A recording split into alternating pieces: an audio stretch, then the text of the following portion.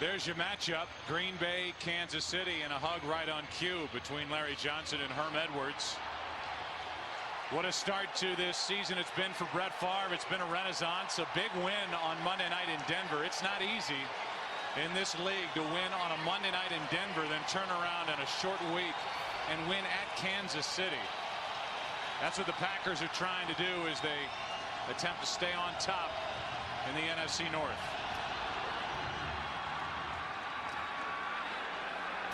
Eddie Drummond on the return for Kansas City. He crossed the 15, got out to the 18-yard line, and Jason Hunter made the stop for Green Bay. And now Damon Huard will carry with him the first few plays out into that huddle. And for Damon, it's been a painful yet pretty effective beginning to the season. Yes, it has, Joe. And you talked about how challenging this will be for the Packers on a short work week. The Kansas City Chiefs, on the other hand, they had a bye last week, and it came at a good time because, as you said, Damon Huard, who has taken a lot of hits this year, desperately needed that week off in order to try to heal up. An oblique strain, shoulder, groin, calf. There aren't many body parts left. Over the middle, it's Gonzalez to the 24. And a gain of 7. Graphically, the injuries look like this. The shoulder, the right shoulder, that's not good for a right-handed quarterback. The oblique, the right calf, and the left groin. Yeah, and I think of all of those, Joe, it might be that right calf right there that gives him the most problems. It's his plant foot. That's Johnson, and that's the big body of Corey Williams. I'll follow up on that. It's his plant foot, it being his right calf. And because that's the foot where you have to be able to get up on your toe if you're going to throw the ball effectively, it puts a strain on the calf muscle. He told us the other day that each game, by the second half, it swells up on him, and it definitely impacts his play. Larry Johnson telling you that if he has one more injury, he's going to turn into Frankenstein. 3rd down and 3. And Huard has nowhere to go, and he takes a dive. Corey Williams closest to him. He'll get credit for the sack, and it turns into a 3-and-out after a good first down completion to Gonzalez to start the drive. Well, Brian Waters there, the left guard, thought that he had him at least moved out of the pocket. I don't know that anyone ever even got a hand on Damon Huard. He was trying to escape to his left, looked like he lost his balance, and an easy sack. Dustin Colquitt hits a good one. Woodson waiting for it, takes it from about the 34, and a penalty flag comes in at the end of the return. 7-yard return by Charles Woodson. And we'll get the call. During the return, illegal block in the back, number 32, receiving team, 10-yard penalty, first down. Brandon Jackson, the rookie, is guilty of the illegal block in the back, and that really hurts Green Bay. It had nothing to do with the play, obviously, as Woodson was going out of bounds. And instead of starting with the ball outside the 40, it marches it back to the 33. Well, and those are the penalties that are so upsetting for a coaching staff. We saw Brandon Jackson getting an earful there. They had a number of those types of penalties last week in the Broncos game. Total of 104 yards assessed against Green Bay. Little rollout, and Jones on the reception. First down, Green Bay, and all their fans who have made the trip get a chance to cheer. He's out to the 45, a gain of 12. Yeah, we talk about that Kansas City offense coming into this game, and they came in, Joe, leading the NFL in 3-and-outs. And they get the opening possession of this ball game in 3 plays, and they're punting again. I know Herm Edwards is very concerned about the lack of production offensively, and they're going to have to do a much better job than what they've shown already. On first down from the 45, Favre comes to this side of the field, and it's the tight end Donald Lee. free agent to be at the end of the season, and Donald Lee is the guy who has stepped up at tight end for Green Bay. That was 15 yards. Yeah, and look what they're doing to Donald Driver. The same thing happened on the first play to Greg Jennings. They're running people underneath him. So concerned about the wide receivers that it's opened up the underneath things off the boot with Brett Favre. Think back to last week. They had so many big plays in the passing game that Kansas City enters this game certainly with that on their mind. Will we see Ryan Grant here? We do, over the right side, and Grant gets it inside the 40, picked up 2. We have our first game break. All right, Kurt, thank you. Redskins start the day at 4-3. Third place in the NFC East. A toss to Grant. Grant pushes the pile inside the 35 to the 34, picked up 5, and it'll be a manageable 3rd and short coming up. Well, Jared Allen, he's having a great year so far, and you're going to see him. He's going to draw a lot of attention. You've got Chad Clifton, and then Corey Hall comes in to pick him off so that they're able to run the football inside of him. Obviously, that was a running play, but you can expect that kind of look at him even when the Green Bay Packers are dropping back to throw. He's a ferocious, tenacious defensive guy, and his motor never stops. 8 sacks, tied for 2nd in the NFL.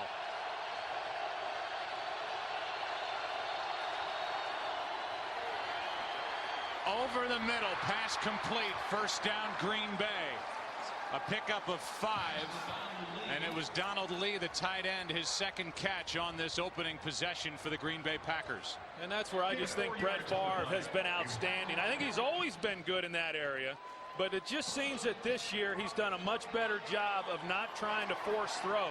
He wanted to come to the outside to a wide receiver, comes underneath to Donald Lee, and so many times these linebackers, they want to get underneath those deeper routes. There are yards to be had underneath if, in fact, you're patient.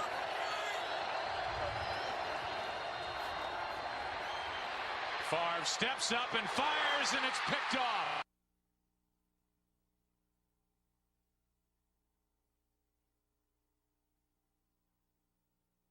His 2nd of the season. Herm Edwards telling you Brett Favre will throw you 3 a game. The question is, do you catch him? Out of the reach of Jennings and into the gut of Patrick Surtain. First turnover of the day. Patrick Surtain was traded to the Chiefs for the 05 season. Here he is in 07. He just gets his 36th career interception, and for Brett Favre, he throws his 281st. Blitz coming from Green Bay, and the pass complete. Gonzalez on the catch to the 35, and we go back to the interception. Yeah, we go back and take a look at it, and you're going to see Jared Page right here. He's going to be the guy who creates the indecision for both Brett Favre and Greg Jennings. He gets underneath the route. Favre wants to throw right here on the left side of Jared Page, but Greg Jennings throttles it down, not certain where the ball was going to be thrown. And because Favre let it go, that's why the interception took place. On 2nd down, Larry Johnson, who has been hot of late after an extremely slow start, picks up 5. Depends on the spot as to whether it's a 1st down or not. It is a 1st down, says Walt Anderson. You know, Larry Johnson, you're right, Joe. I mean, he got off to an awfully tough start, you know, this season, and you know, you look at what he's done, 3 of the last 4 games, over 100 yards rushing. However, if you take out his best run in each one of those games, averaging less than 3 yards a carry. So I understand that the big runs are a part of it, but still, there's been some inconsistencies in what they're doing running the football. Well, for a guy like Larry Johnson, he has been pounding it the last 2 years. Wow. Talk about pounding it. How about Atari Bigby with that hit on Dwayne Bowe, the rookie? That was a legit big hit, and Bowe comes off injured. You're going to see number 20, Atari Bigby, come in right here, and he gets the shot. You know, it wasn't flush, but it was enough, obviously, to shake him up. And Dwayne Bowe has really kind of been their go-to wide receiver outside of Tony Gonzalez at the tight end position. They're already shorthanded without their leading receiver, Eddie Kennison. Hand off to Johnson.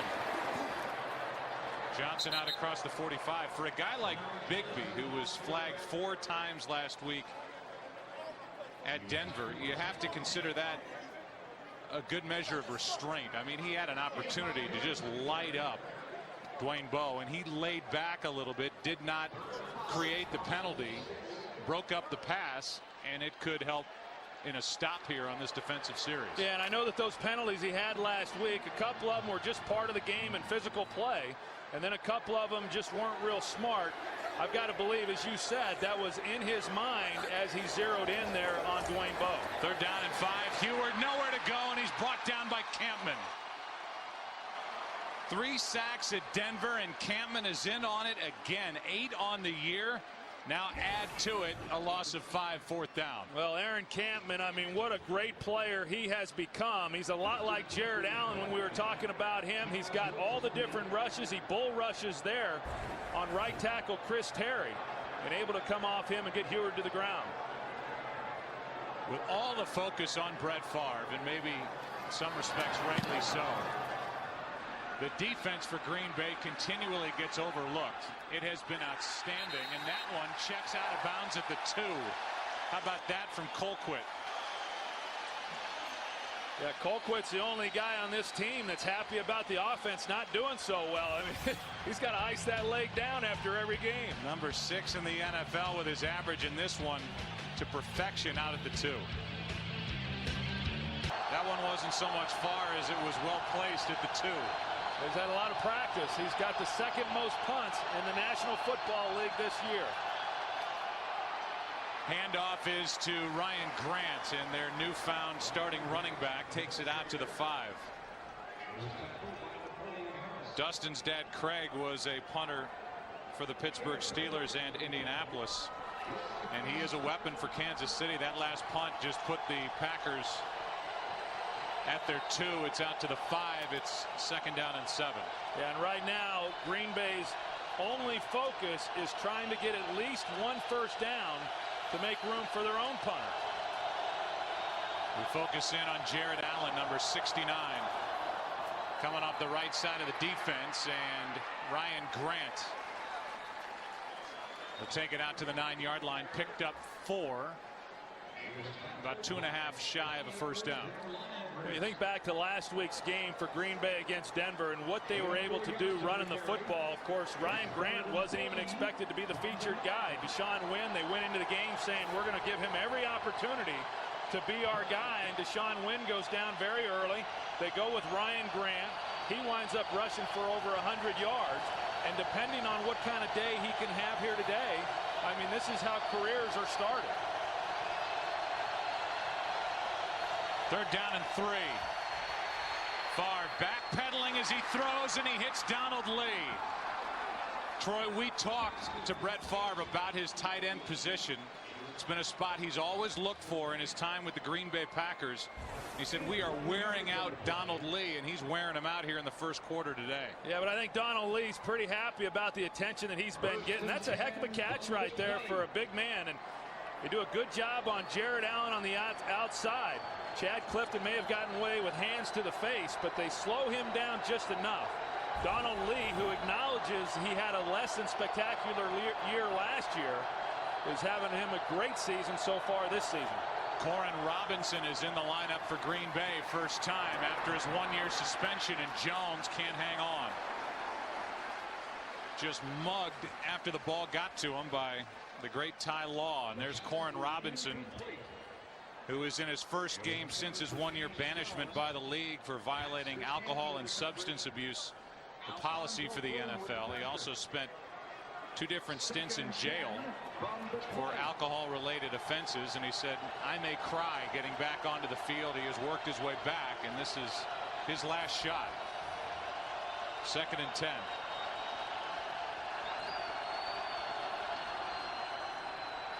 Pressure on Favre. He's hit as he let it go. Alfonso Boone, who has really made a difference on this defensive front for Kansas City. Well, there's no doubt, Joe. I believe he's right there. And the job that he has done this year, he's got amazing quickness for a guy his size. He was able to get his hand there on the arm of Brett Favre, and he has been maybe the most impactful player on this defense so far, because with his inside push, he really helps with those outside pass rushers of Jared Allen and Tamba Hali. 3rd down and 10. Favre with a pocket, throws and completes. Wide open is Jennings. He's got a 1st down. Benny Sapp, the cornerback, it looked like it fallen down, and that left Jennings absolutely wide open, and Favre hit him for a 12-yard gain. Yeah, and this time they come in with 2 guys on the big man, Boone. They got center help, and then Darren College at left guard, and that creates the space there then for Brett Favre to be able to step up and have a clear line of sight out to the wide receiver, and Benny Sapp just giving up too much ground. 2nd, 3rd down conversion on this drive that started at the 2. Ryan Grant over the left side. A nice run on 1st down, picked up 7. Jared Page on the tackle for Kansas City. You know, Ryan Grant, when you just look at him and you see that he's listed as a 1st-year player, he's really in his 3rd NFL season, because when he came in, he was on the practice squad his 1st year for the Giants, and then last year he was on injured reserve. And so even though this is the first time for him to get some actual playing time on the field, goes a long way being within an NFL organization for your 3rd year. 2nd down and 3. May have a game break coming your way as Ryan Grant cuts back, picks up a 1st down, inches across the 45, and here's by a touchdown. Joe, Troy, and Pam. All right, Kurt, that's the test today for New Orleans. After that 0-4 start, they've won 3 straight, trying to get back to 500. And they are tested today by the Jaguars. A fumble. Green Bay able to get back on top of it as Mark Tauscher saves it for the Packers. And Favre never got it to Grant, and they talk it over. That thing was just sitting there. Yeah, they got away with one there. I mean, they moved the football. Of course, the interception by Favre on the 1st possession, and now they lay the ball on the ground here. See what happened. And it just did not get into Ryan Grant's chest all the way. And part of that is Brett Favre, but part of that is also Ryan Grant. It looked like he started to clamp down on the ball prior to Brett being able to actually stick it all the way into his pouch. It was a late fumble at Minnesota at the end of September that put Grant on the bench. Went 2 games without a carry. Receiver falls down. That was Ryan Krause, the tight end, and now a penalty flag comes in. Personal foul, roughing the passer, number 49, defense. Contact to the quarterback's head, 15-yard penalty, 1st down. Boy, that's a big penalty against Pollard, as the Chiefs had a 3rd down and long to defense, and now an automatic 1st down as Pollard hit Brett Favre too high. Yeah, and actually it looked initially, and when you watch Ryan Grant here, it looked like they might have been able to call him for holding on him, but that left hand, and that's the part of the rule that I don't really care for. I know that the officials will tell you we can't officiate intent. I believe that you can. And intent was not to try to injure Brett Favre there, and it was a pretty meaningless hit. Handoff is to Grant, and in the hole, the hit made by Donnie Edwards. A gain of only 1. Let's go down to Pam Oliver. Pam. Well, Joe, last night, Packers running backs coach Edgar Bennett took all of his backs out to dinner, one of his traditions, and for the first time in a long time, the guy seated across from the table knew exactly who the featured guy was going to be. And that is going to be Ryan Grant. Bennett said it's a very positive step. He hates the idea of running back by committee. He said he told Grant, now that the opportunity is here, don't look back. Furthermore, stay out of Mike McCarthy's doghouse by taking care of the ball. But at least he knows now that the ball is his to take care of. All right, Pam, and actually a fitting time to talk about Grant as he makes a catch. They really want to use Ryan Grant a lot in the passing game. He wears the same number that Dorsey Levens wore, who was the combo with Edgar Bennett in the Super Bowl year for the Green Bay Packers. He reminds many of Dorsey Levens. Now it's Brandon Jackson in the backfield, and he gets it, and he goes backward. Hit by linebacker Derek Johnson, a loss of 2. Well, Derek Johnson has been an unbelievable player in the short time that he's been playing for this Chiefs defense. And this year he is off to probably his best start of his young NFL career. And you look at him, and I know in talking with Herm Edwards, he says Derek Johnson is to this defense what Derek Brooks was to the great Tampa Bay defenses while Herm was with them. And he's a big part of the building blocks that is going to allow this defense to be the defense that Herm expects them to be. Blitz coming. Surtain didn't get there, and Krause on the catch. The tight end rolls out at the 30. The clock continues to wind, and that could be the end of a very quick first quarter. First quarter that saw Brett Favre throw an interception. For Brett, his 7th of the season to go with his 11 touchdown throws, and that's going to be it. But Green Bay, with a drive that started back on their own 2, will have a 3rd down and 6 when we start the second quarter with the ball just outside the Kansas City 30. No score at Arrowhead after 1. Had, but bigger than that, at some point Coyle's going to take over this thing. Well, he is. I mean, they really feel that he's the guy. They think they've got something really special in him. In fact, he takes 40% of the snaps in practice, which is unheard of. I mean, most backups don't get any reps in practice, and here he is almost splitting all of them. We could see him today. Meanwhile, another 3rd down for Green Bay. Quick throw dropped by Jennings. Ty Law had his hands on Greg Jennings. No flag. I know Greg Jennings thought that Ty Law kept him from being able to get off the line of scrimmage, and a flag maybe should have been thrown. But at the same time, this is a ball that Greg Jennings, should have caught. Had a chance to make a play right there. And Herm Edwards told us, he says, we're going to see curls and we're going to see slants. And that's what Green Bay likes to run. And they saw the slant there, but Green Bay unable to capitalize. Crosby, the rookie, trying to hit from 48.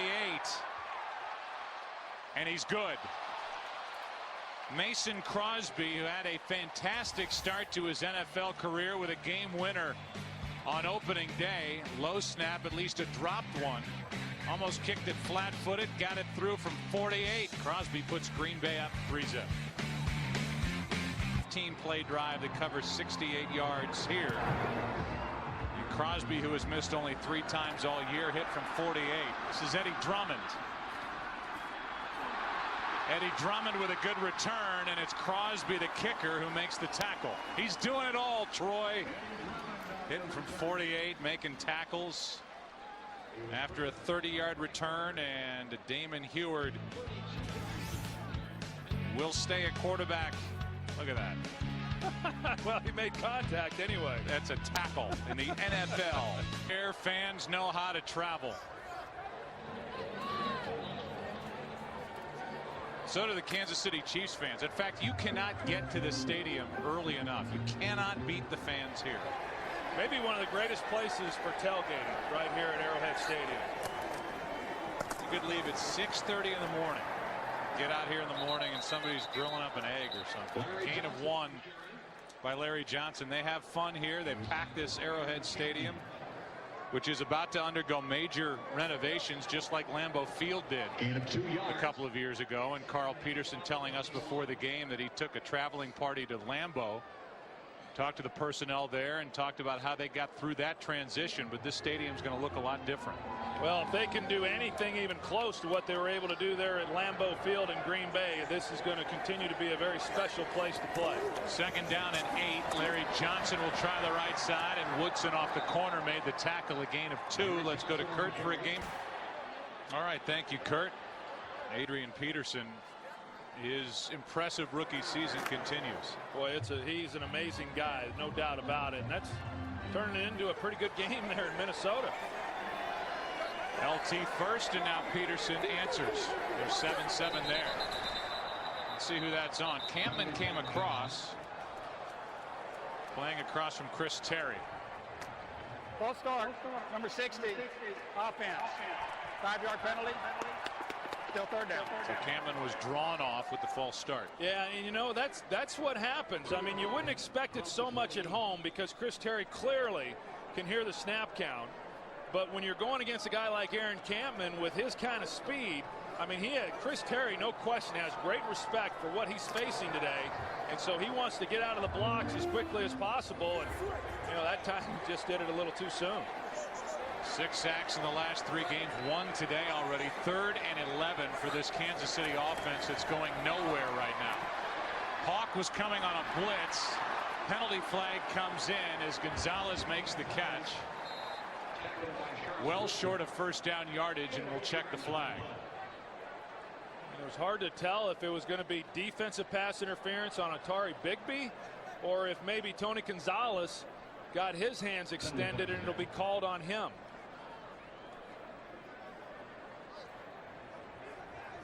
Holding, number 21, defense. That's a 5-yard penalty from the previous spot and a first down. That's Charles Woodson who's actually engaged with him there. And that's a pretty good call. After 5 yards, you got to let him go. I was thinking it was Bigby that was actually on him. But you saw at the end of that, Tony Gonzalez, he got away with a little bit of a shove as well. But considering it was 3rd and long, that then becomes a big first down for this Chiefs offense. Play action from Heward, who steps up and fires, and it is incomplete. It hit the ground. Collins had it. It went up in the air. Nick Collins is saying that he got it again before being out of bounds, or the ball hit the ground. But for now, they're calling it incomplete. And Collins wants his sideline to throw the challenge flag. Well, let's see when he has possession of it. I mean, obviously he's on the ground now. And we lose it on the backside. It looked like he was, his body anyway, it looked like it was in the field of play. During all of that, it's actually just whether or not he had possession. Well, the Chiefs run another play, so there will be no challenge, and a penalty flag comes in from the back judge. And the other part of that was because it happened on the Green Bay sidelines. They had as good a view of it as anyone, and they didn't challenge the play.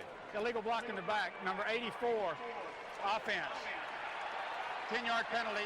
It's still 2nd down. That's Chris Wilson, who is kind of an H-back type player. He plays tight end, plays some fullback. Brings up 2nd and 20. I will say on the first replay, it looked like you could see the ball come out when Collins was attempting to re-grab it as he made his way to the sideline, sliding on his back. So no challenge, no turnover, no interception for Collins, who does not have one this season. And now with Priest Holmes in the huddle for the first time today, the ball is moved back to the 28 and brings up 2nd and 15.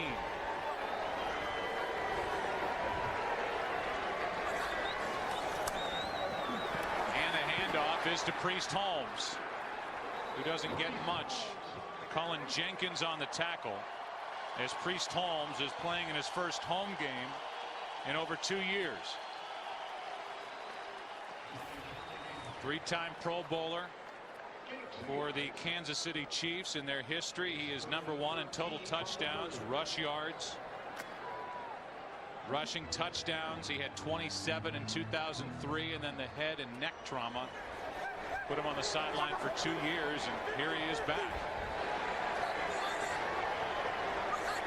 3rd down and 13. Heward over the middle. Gonzalez can't hang on. A.J. Hawk on the coverage. It's 4th down. The Kansas City Chiefs have just struggled all season long, converting on 3rd downs. You see Heward trying to move to find himself a place to throw the ball, and again, Aaron Campman, they're applying the pressure inside. Nowhere for Heward then to step up, and that's why the ball got away from him high on the throw. And the chances of seating Brody Croyle increase with every ineffective possession for the Chiefs. Woodson, a daring catch, gets it to the 29, a return of 1 yard after a 42-yard punt. Packers have it, and they lead by 3. So far for Green Bay, Favre has started 7 for 11, has thrown an interception. He carries 28 yards on the ground for Ryan Grant, and Donald Lee has had a nice day at tight end.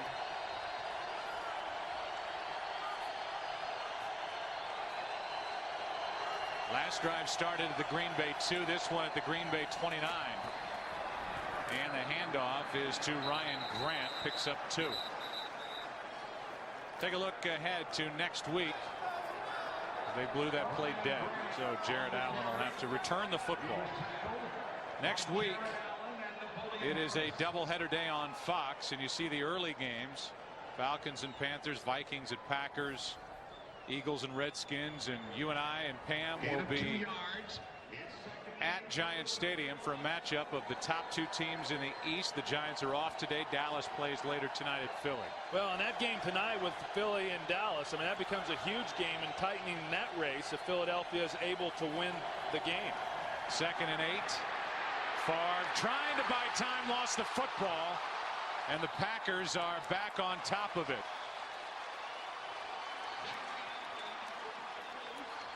Jared Allen was in on the play defensively. No surprise for the Chiefs, a loss of 6 after the fumble. Well, it's just a good job of showing how he will not quit on a play. He's able to come inside, loop back around.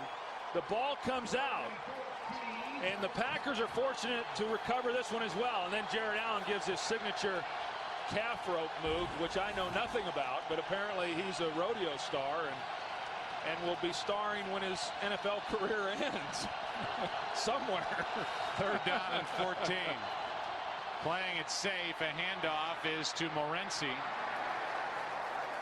And just buying a few more yards before the punt, he picks up 6. So a good stand there by this Kansas City defense. This Jared Allen, he competed in junior rodeos. I mean, the guy's from Los Gatos, California, which is shocking that he would get into rodeos, but it was something that struck a chord with him, and he still enjoys it and wants to continue to pursue it. And that's the move. That's the signature move he makes whenever he gets a sack. He's very proud of his mullet haircut. He loves it. Why wouldn't you? Back from the 10, it's Eddie Drummond. And decent coverage downfield by the Packers as Drummond made it out to the 20. Jared Allen describes his mullet. The front says success and the back says party. During the kick, holding number 22, receiving team. It'll be half the distance to the goal from the end of the kick. It'll be a 1st down. Timeout. Says the mullet has taken over his life. He's taken over some offensive tackles in his day. It's still 3-0 Green Bay. It takes all kinds to fill a stadium. 3-0 Green Bay on top. What are his mutton chops tell you? It's a grab. I'm going to think about it. From his end zone, Heward fires and he hits Gonzalez in stride. Beautiful throw. And a 25-yard completion from Damon Heward. Yeah, he put that one right on the money because, as you're going to see, Gonzalez is going across the field. Bigby picks him up. It's not too bad a coverage, actually, but because Heward lays it right out in front of Gonzalez, it's just a pretty easy completion. You know, anytime they can get Gonzalez one-on-one, that's where they're going with the football. I mean, it's not by accident that Gonzalez leads this team in receiving just about every season. That one play netted the Chiefs more yardage than they had picked up in the entire game to this point. 24 yards, then the 25-yard completion to Gonzalez, who among tight ends is #1 all time in touchdown receptions and #2 to Shannon Sharp in receptions and yardage. You know, it's hard to believe the career that he's had. I mean, he's been such a great player. I remember back in '97, I worked him out at Huntington Beach High School and thought that he would be a good player in this league. You can never imagine a guy going on and having a Hall of Fame career, but that's exactly what he's had. 2nd down and 7. Play action from Heward, who has time, fires high and caught Gonzalez again. 1st down, Kansas City, a gain of 8. You know, the thing that makes Tony Gonzalez so difficult is because he's able to use his body exceptionally well, and he's got strong hands. I mean, watch his hands here when he makes the play.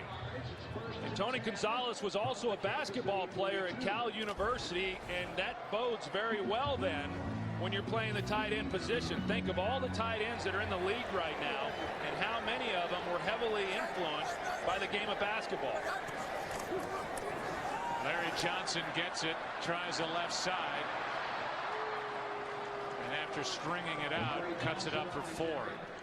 I had a chance to visit with Larry Johnson the other day and talked with him about, some of the frustrations that he's had to be feeling, during this season, because as we saw there and throughout most of the game and other games, there's just not a lot of places for him to run the football. Last week he finally was able to break off a pretty good run, but he's had a couple of delay of game penalties out of frustration, kicking the ball at the end of the play, and it's been a tough year so far for him. Gonzalez again picks up 1. Papinga on the tackle. And for Larry Johnson, I mean, whether it's Larry Johnson running it or Damon Heward standing behind it trying to find open receivers, this is not the offensive line that the Chiefs had. This is not Willie Roaf. This is not Waters Wigman, but then Shields at right guard and John Tate at right tackle. This is a group and an offensive line that's taken a step backward, and one of the reasons why Brody Croyle is not thrown back there and running for his life behind this offensive line. 3rd down and 5 for the Chiefs. Low snap. Heward nowhere to go, and he just throws it away. Let's see what the call is going to be. It was in the grass. It was down by contact. 4th down. In the grass, down by contact. Corey Williams and Campman in there again. A loss of 8 on the play. 4th down for Kansas City. Well, and I know Herm Edwards is very frustrated right now, and I also know that he believes Brody Croyle is going to ultimately be the guy. But if even Brody Croyle doesn't get better protection than this right here, he's not going to have a chance to be successful. And we've seen already a lot of times today when Damon Heward has a lot of people in his face, and no quarterback can play when that's happening. High hanging punt from Colquitt. A fair catch by Woodson at his own 16-yard line. That's where Brett Favre, who goes back, he has never done in his Hall of Fame career, beat Kansas City and joined Peyton Manning and Tom Brady as the only quarterbacks to beat 31 opponents. Donald Driver gets his first of the day, and he is wrestled down by Surtain after a gain of 11. I know this, Troy, that what we're witnessing here does not surprise you at all. Low scoring, back and forth, and not a whole lot of offense to this point. Yeah, this is kind of what you expected coming in, because I think the Chiefs are good on defense. I think the Packers are also good on defense. Clearly the Chiefs have struggled offensively. But even having said all that, if the Packers haven't had some of the miscues that they've had, I mean, they would certainly have more than the 3 points currently on the board. Handoff is to Grant, and Ryan picks up 4. And we talked a little bit about the offensive line there for the Kansas City Chiefs, and even this Green Bay offensive line with what they've had to do, with Jason Spitz playing center for Scott Wells, he hasn't been able to come back. Tony Mall, he's gotten his playing time there at right guard. And, that position has been in a state of flux here all season as well. 2nd down and 6. Grant, penalty flag comes in. Thrown by Walt Anderson, the referee. Holding, number 76, offense. 10-yard penalty. It's still 2nd down. That's Chad Clifton, and you've already mentioned that he has his hands full today as he plays across from Jared Allen. See what happens here. Chad Clifton just coming out trying to get him. Well, there's the right hand which got him, but I really believe, I don't know how the officials do it. I'm actually a supporter of the officials, but I think you could call holding play on every play if you really wanted to and you were looking for it, and that hold by Chad Clifton had no bearing on that play and the result of that play. 2nd down and 16.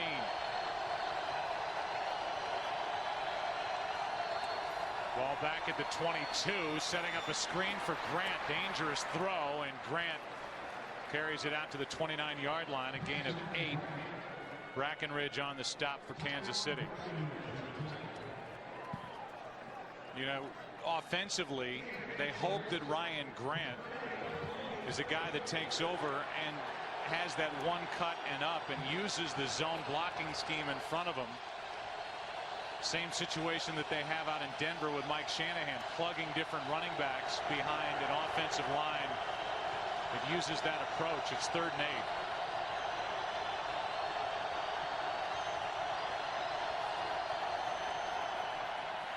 Favre with all day over the middle, finds Donald Lee, the tight end.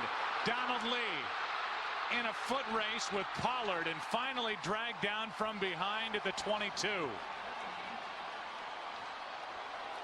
I think that's a great example of what Brett Favre was telling us just yesterday. And he said, the teams we play, so many people focus on our wide receivers that Donald Lee just completely gets lost to where nobody's even around him. Ty Law just got on the other side of the ball as Favre hurries it up and throws behind Morency. Back to the play. Yeah, take a look and see what happens as you're going to see Donald Lee here at the tight end position. And as he runs up the field to get so worried about the crossing routes that all of a sudden Donald Lee's able to sit right there in the middle of the field. Well, Green Bay likes to run a lot of those types of routes, and for whatever reason, defenses have just not given the respect to Donald Lee that he rightfully deserves based on how he's played this year. NFL teams have not had success moving the ball down toward the Kansas City end zone. They're not in the red zone yet. And they're still not there as Grant falls down at the 25 and lost 3. But this is the top red zone defense in the NFL. And Mike McCarthy talking about their front 7. That has a lot to do with it. It's 3rd down with the ball at the 25. Green Bay has to get it to the 12-yard line for a first down. And that's what they've done in the red zone. As we are at the 2-minute warning here at Arrowhead. 3rd and 13 for the Packers when we come back as they lead it by 3. Today.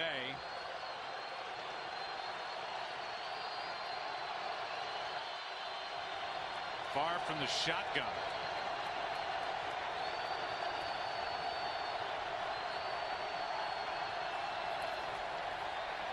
A rush from Holly off the corner, and the pass is complete to Corin Robinson.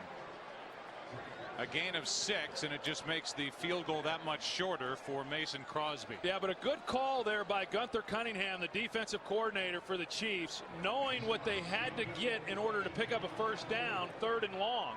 He then brought the pressure to force the hot throw from Brett Favre to Corin Robinson, and then know that it would be short of picking up the first down. Crosby is hit from 48, this one from 37. Again, the snap is on the ground for a moment, picked up, put on its end by the holder John Ryan. He's had to do that twice. Low snap, got it up. Crosby hit it. He's 2 for 2. Under 2 minutes to play, and the Pack up 6. Carl Peterson, who is in his 19th year as president and GM and CEO of the Kansas City Chiefs. He runs the operation here and has done so for 19 years now. It doesn't get any easier for the Chiefs after today. They host Denver, then go to Indianapolis their next 2 games as Drummond carries it out to the 23. We'll take a break, come back. Damon Heward will try to run the 2-minute offense and get his team down the field, trailing by 6. Up to the second stats. As with 1:16 left. Heward out of the shotgun. Sets up a screen for Johnson. And Johnson picks up only 2. 1:10 left, and for Kansas City, all 3 of their timeouts. By the way, same for Green Bay, so this could be one of those cases where if the Packers get a stop here on this play, they start thinking about taking timeouts defensively. Yeah, it's always a fine line as an offense, you know, and being aggressive and trying to move the ball, but then also recognizing if that's not going to happen, trying to at least force the defense to use their timeouts. This will be a down here that will determine what Kansas City will then do. What's it going to be on 2nd and 8? And it's Heward just throwing it into the ground. He had nowhere to go with the football. So in essence, a long spike, and with 1:04 remaining, now Green Bay's thinking, well, we get a stop. And we hand the ball back to Brett Favre with time on the clock to do some more damage. Yeah, and I think they've got to be real careful here, because if they give the ball back to Brett Favre in Green Bay with that kind of time and those timeouts, I mean, he can get some more points. Right now, I think that the way that the Kansas City Chiefs have played offensively, they're fortunate that it's just a 6-0 ball game. And, you know, it raises the question, will Herm Edwards, in fact, give Brody Croyle the opportunity he's been wanting to give him in the second half? Oh, blitz coming. A late hit on Heward. No flag. Heward gets up, sits up after Barnett drilled him. There's no flag. In the estimation of Walt Anderson, it was not excessive or too late or too high, but it was a vicious hit from Nick Barnett. Well, they brought the linebacker and Nick Barnett, and they had a chance to pick that up. The Chiefs had enough blockers in to pick it up. And that's why Damon Heward was taking his time trying to get the ball down the field. Sometimes those are the biggest blows a quarterback will take. Bad time for Colquitt to hit a duck, although it takes a good bounce up into the arms of Woodson. And he'll get to the 30. So that means that with 3 timeouts remaining, 48 seconds on the clock. Hugs that the guys on the pregame set were given, and I'm wondering if ours are in the mail. You mean the Bob's Big Boy thing? Well, no. Or the Simpsons thing. How about your ex-coach? Oh, he's a beauty.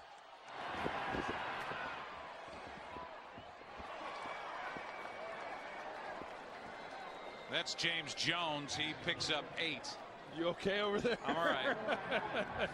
This headset's alive. And somebody in the booth ripped Joe's headset off. That's the noise. That's the noise they heard come through their television. It wasn't me hitting the desk. First timeout taken by Green Bay, and again, plenty of time. 41 seconds on the clock, and the ball at the 38. You know, talking about Jimmy Johnson. Remember back in '99, Dan Marino's last year, he was injured for 5 games. Damon Heward came in and took his place and took them to a 4-1 record. And had Jimmy Johnson have stayed in Miami for the 2000 season, Damon Heward would have been the starting quarterback with Dan Marino having retired. But they brought in Dave Wanstead, he brought in Jay Fiedler, and then Damon Heward got one more start with the Dolphins. But you just wonder how maybe that might have changed his career if Jimmy Johnson had stayed for that 2000 season.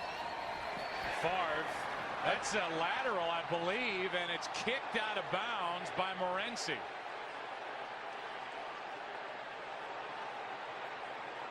.35 seconds left, and Morency did what he could. That ball was thrown backward, Troy. Yeah, that was a backwards lateral. That was a live ball. Morency does a good job.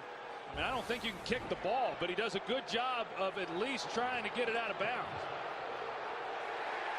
And now they've thrown a flag. They've thrown the flag for kicking the ball here on Morency. I think looking at the replay, I'm not so sure if that ball was a lateral or not. From our angle where we sit, it certainly looked like it was, but they'll throw a flag on Morency at the end of the play.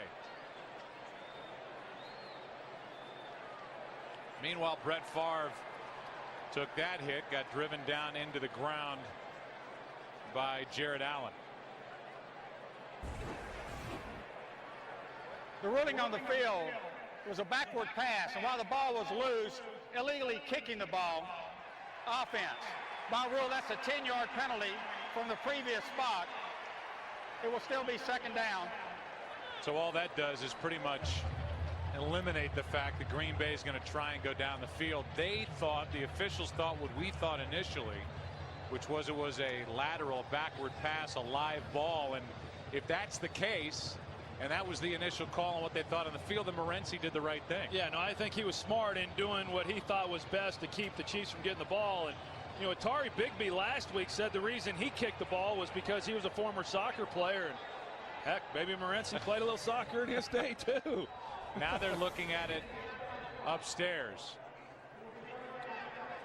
If this is a forward pass and we take a look at it, it's just an incomplete pass. Well, that's true, but then I would think that Morency would then be penalized for delay of game and kicking the ball, which is the new rule that's been implemented within the National Football League and why Atari Bigby was penalized last week.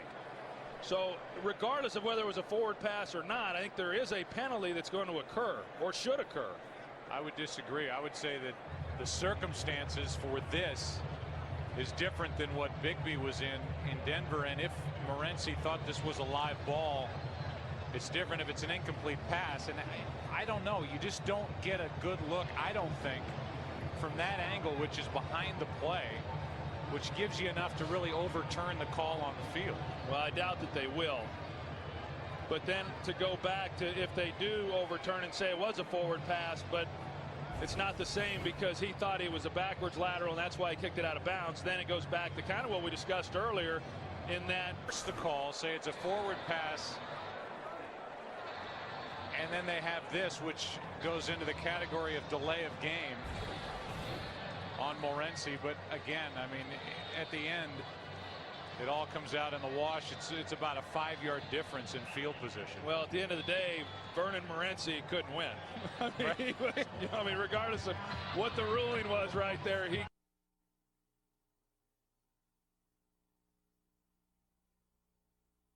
A little excessive to me.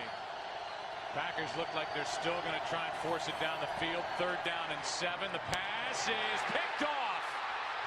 Intercepted by Benny Sapp. And exactly what the Packers could not have happen just did. They just let the Chiefs right back into this half, leading 6-0, and with 25 seconds left, still trying to force it. Favre throws his second pick. Well, and they just didn't want to take the game as it was. He throws it behind Corn Robinson, and Sapp's right there to make the play. And I don't know if because Brett hasn't had much time with Corn Robinson, if that had something to do with where this ball was thrown or what was expected of Corn Robinson, but it looked to me like Robinson ran a good route, and the ball, because of pressure by Boone, the ball then is not out on the sidelines where it needs to be. It's thrown behind him, and because of inside leverage by Sapp, he makes an easy interception. They mark Sapp out at the 30. For Benny, that's his first interception for the Chiefs this season. And Heward has all day. End zone. There's contact and a flag. Parker was interfered with in the end zone. Sammy Parker came down with a football, but there's a penalty flag laying there in the end zone. Well, that's a good call. It's going to be on Atari Bigby. He runs right by him there, and he never gets turned to look for the ball. The ruling on the field was an incomplete pass. Pass interference, number 20 of the defense. The foul occurred in the end zone. Ball will be placed at the 1-yard line. First down. Now you talk about a change of events here over the last 2 plays. I mean, by Green Bay not being willing to just run the clock out or punt, and then trying to pick up a first down, which in all likelihood they would have not been able to get into field goal position, and a poor throw by Brett Favre, all of a sudden you're now looking at Kansas City, who's not done much offensively, coming out of this first half with a 1-point lead. Whistles before the snap. That play never occurred as Kansas City spent a timeout. After the snap, this is the first charged timeout. Kansas City, 30-second timeout. Because their last possession was so poor and they didn't move the ball, Kansas City had all 3 timeouts left. Now they have 2, and you look at that contact between the right arm of Alfonso Boone and the right arm of Brett Favre on that interception. Well, and that's the impact that Alfonso Boone has had for this defense. No question he got the wrist there of the throwing arm of Brett Favre, which is why the ball was not thrown where Brett wanted it to be. And here it is on the back end, coming right back to Sammy Parker. And Atari Bigby, has had a tendency at times to be a little flat-footed back there in the secondary, and Sammy Parker was able to run right by him.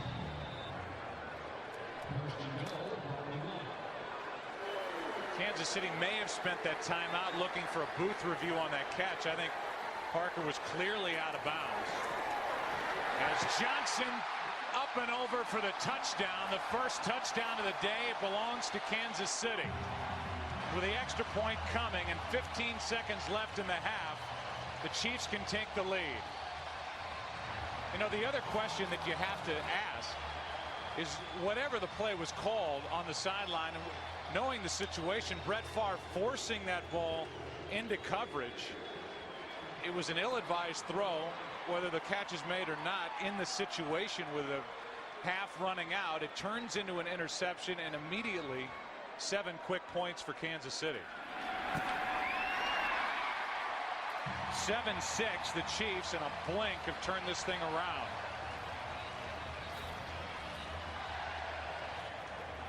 Larry Johnson has the last 36 rushing touchdowns for the Chiefs. The longest streak by one player for any one team in NFL history. Back to the pick.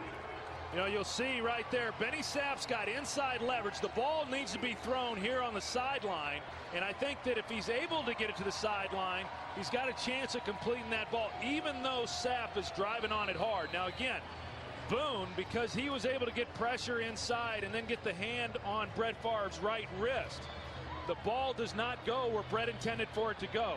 Now they come back here down on the 1-yard line, and Larry Johnson just over the top. But when you talk about giving up points, whether it's 3 points or 7 points before the half, I mean, those are huge emotional turners. And now all of a sudden Kansas City, who did not do anything offensively in the first half, for the most part is able to go in feeling pretty good at 7-6, and that's what Herm Edwards is going to tell them. Hey, we played as poorly as we can play on the offensive side of the ball, and we're leading the ball game. And they'll build on that here in this second half. So now the squib kick. Robinson on the return. He's out to the 25, and that's it. But again, I go back to the throw, and for Brett Favre with pressure in his face to force that throw, he throws the interception, and that turns the first half 180 degrees the other way. And as you said, the best offensive play that the Chiefs had was the pass interference on Atari Bigby in the end zone to set up the touchdown run. So 2 interceptions by Favre in the first half. And the Kansas City Chiefs go into halftime with 62 yards of offense and a 1-point lead. So Favre has done so much right this season, and coming off a big game at Denver. Coming away with points of their own. The second one then obviously sets up the touchdown for Kansas City. Corin Robinson on the return from about the 1. Corin Robinson is out across the 30. Good return. Let's go down to Pam. Joe, Herm Edwards seemed to know exactly where I was headed with my line of questioning. I asked him if the turn of events to end the first half helped to ease his mind about his quarterback, Damon Huard. He said, yeah, it helps, but our offense has just got to get something going. Mike McCarthy, meanwhile, was not bummed when I met up with him at halftime. He saw a lot more positives, though he did say he saw some sloppiness that he'd like to get corrected. He said the scoreboard, meantime, is what we've got to focus on. Back to you. Yeah, that's the good news for the Chiefs, who had 62 yards, 6 first downs, were 0 for 5 on third down, and averaged 2.6 yards per play on offense, yet lead by 1.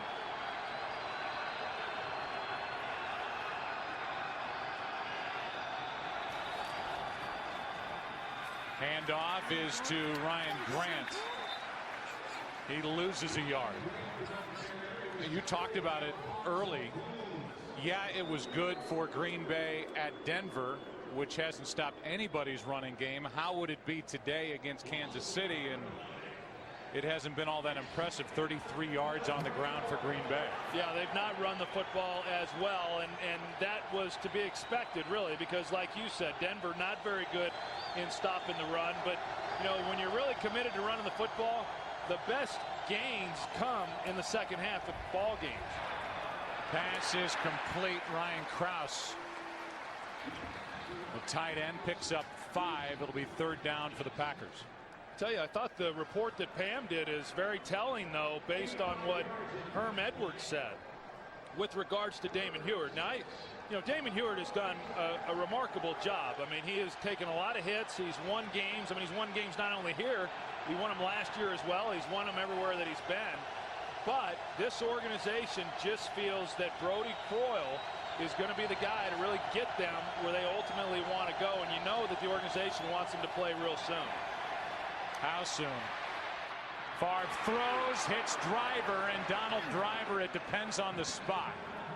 brought down right at the marker. He did all he could, and with the spot of the football, we're going to have a measurement. Walt Anderson will call the chains out onto the field, and it is really tough to tell. I'll tell you what, Donald Driver, I don't think he gets near enough respect for just how tough he is as a receiver. Time after time, you know, Brett Favre will lead him and some of these other receivers into some pretty dangerous areas. And yet Donald Driver always goes after the ball. He always catches it. He always takes a big hit. And he has been a good player for this organization. First down, Green Bay. You know, he's also one of the most unselfish players in the National Football League. And, you know, a guy who came into the league, and I don't know that there was a lot expected of him, but I know Brett Favre has great respect for the job that he has done for this receiving corps. He's done a good job being a mentor to these young receivers, and he's shaken up over on the sidelines.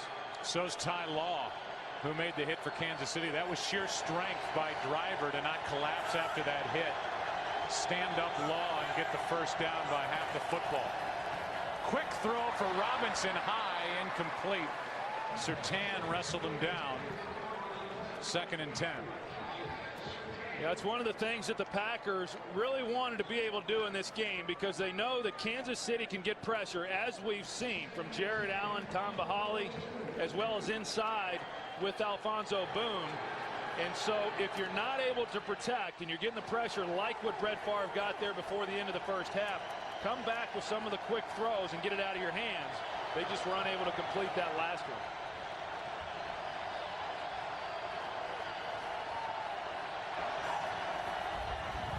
Four-man rush by the Chiefs, and Favre spins around. Penalty flag comes in, thrown by Anderson in the area of a hold. Pressure by Edwards and Allen. Holding, number 65, offense. 10-yard penalty. It's still 2nd down.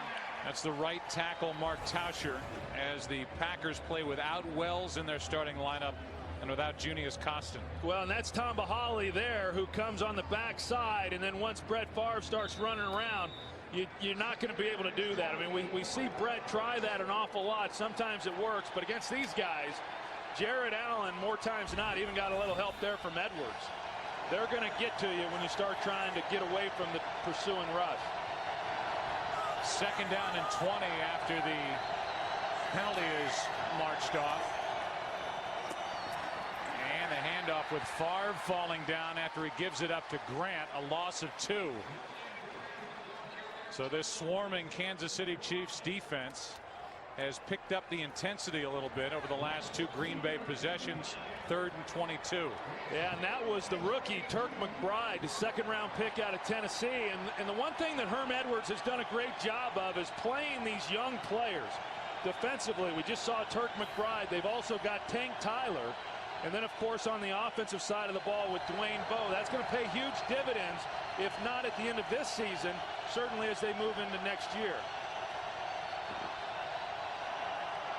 Handoff is to the rookie Brandon Jackson, and he buys a little room and better field position, and we'll see how good John Ryan is at pinning the Chiefs down near their own end zone after a run of 11 yards by Jackson. So a little more conservative this time on 3rd down and long for Green Bay, and Eddie Drummond will wait for it and stand back just outside his own 10.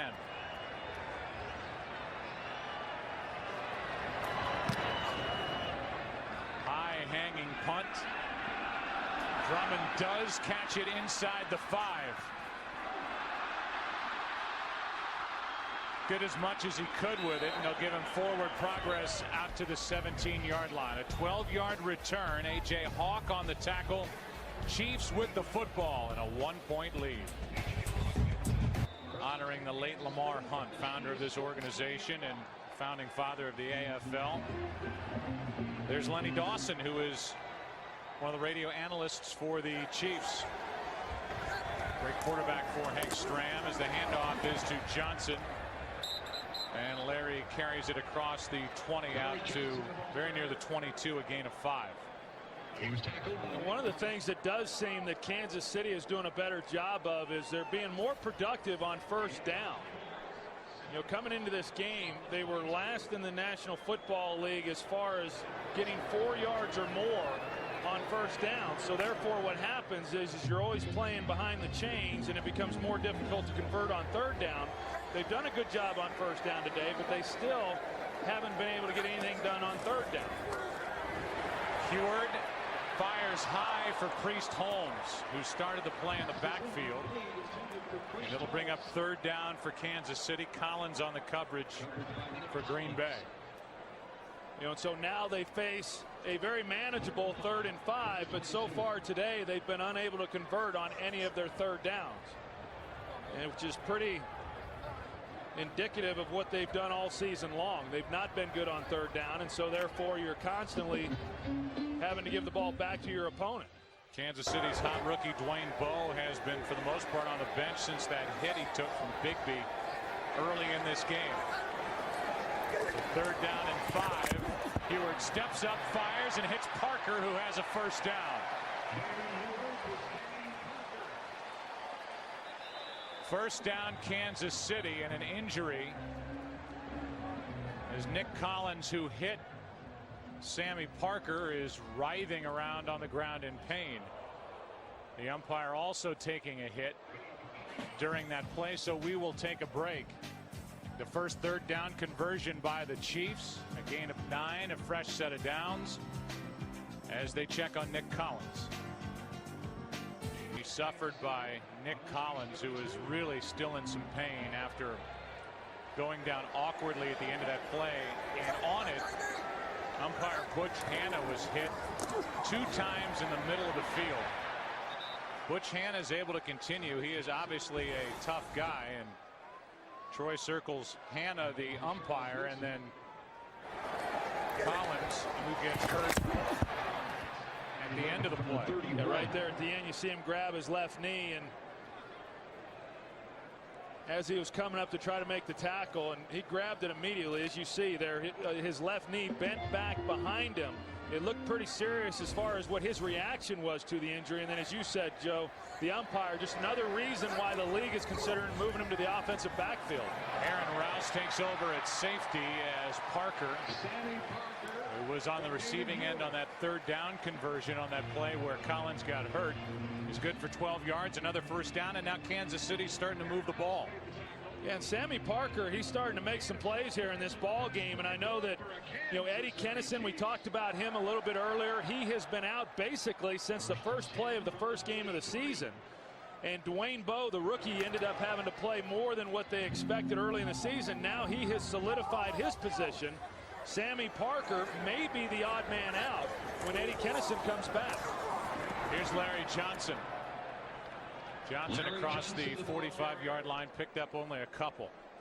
Ryan Pickett, who's been bothered by a bad knee, was plugging up the middle defensively for Green Bay. And Nick Barnett, their middle linebacker, has really rewarded the Packers with his play after he got the contract extension. He is the guy right in the middle of all the action of this good young defense. Yeah, and he plays about 90% of the snaps each and every season. I mean, this is a guy who plays on most third downs. He's been very active. I think he's having the best career of his career, or best season of his career. He's been a real playmaker. A blitz. Papenga came. He got a hand on Larry Johnson. Now he's applauding as Barnett and Pickett are in on the stop. No gain. And it'll be 3rd down for the Chiefs. Yeah, this Green Bay defense has really played well. I mean, especially early in the season.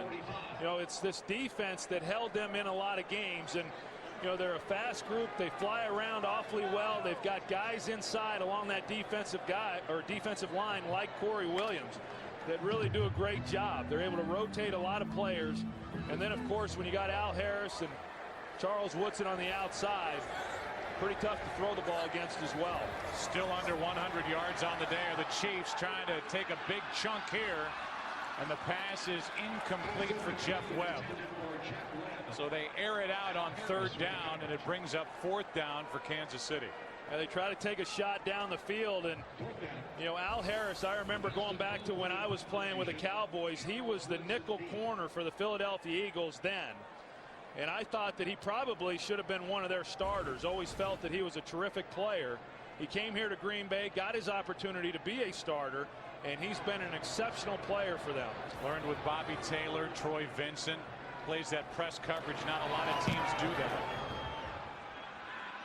Colquitt hits it, and a fair catch is called for by Charles Woodson.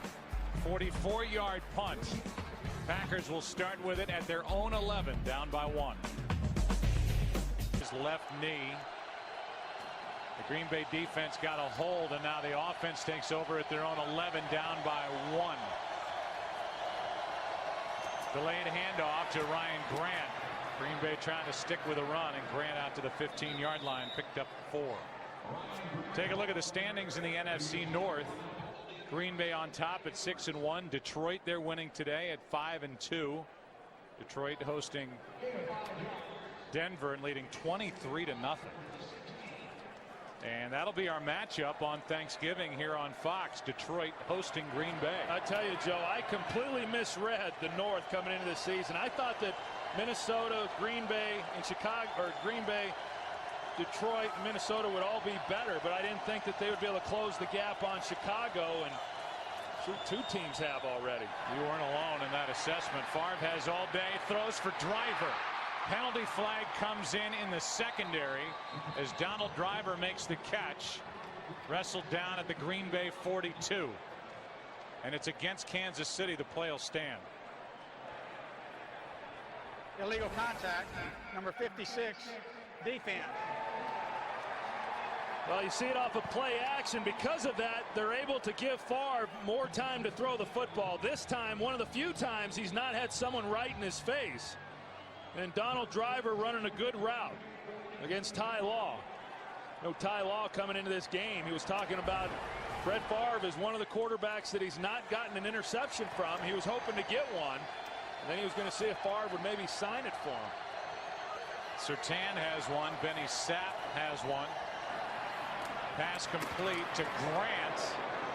Some piece of equipment came flying after that last hit. A gain of 4, and Tamba Hali was in on the stop, and he had help. Whatever that is, part of a chin strap, or it looks like part of a chin strap, although he still had some of it left, if in fact that's what it was. It was a big lick here at the end of this play. Derek Johnson with the hit there, and then coming back the other way with Tamba Hali. Piece of chin strap might have come off Tamba Hali. 2nd down and 6.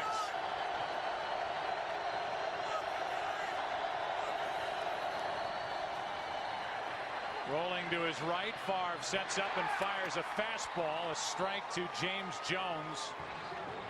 A gain of 12 yards. So now Brett Favre trying to heat up and move his team. You know, it was a good job by the Packers just as far as trying to neutralize this pass rush that they've been facing from Kansas City. This is a ball, however, if Favre is able to get it to Jones on the run, you know, he had some places to go with it. I mean, he could have taken that up the field. I don't know if he necessarily scores, but he picks up another 15 or 20 yards without question. A low ball, and then James Jones unable to catch it and stay on the move. It was good for 12 yards. 1st down, Green Bay. Handoff is to Ryan Grant, one of his better runs in a while. Tackle made by Page. A gain of 7. I think that might have been the best hole that he's had to run in today, Joe. And as you can tell, I mean, he took the big hit when he caught the one pass, and he's finishing these runs as well. At the end of that one, you can tell that he's a guy who does not shy away from contact. I know he says, all I try to do is run hard and finish plays. And that sounds real simple, I'm sure, to the people hearing this at home. But you'd be amazed at how many running backs do not finish runs when they have contact. 2nd down and 3. Green Bay sticking with the run. A yard shy of a 1st down is Ryan Grant. We go The 3rd, Joe Troy and Pan. All right, thank you, Kurt. 3rd down and a long one here for Green Bay. Down by a point. They give it to Ryan Grant. He did not get it. Looks to be about half a yard shy. Well, it looks like he's shy, and it looks like, nope, and I think this is the right decision for Mike McCarthy as well. They're going to try the long field goal instead of going for it on 4th down and a full yard. You know, and maybe what he saw from the Chiefs against Oakland, they went for it on 4th and short down inside the 20 and failed to make it 2 weeks ago. 52-yard try, season-long 53, and this one is pulled. No good, and now great field position for Kansas City as they take over with 3:22 left in the 3rd. Leading by 1, the reaction from Brett Favre as the drive came up short and Crosby missed. Collins was carted off. They looked at his knee. Now they're looking at the knee of Corey Williams, a big part of this good defensive front for Green Bay.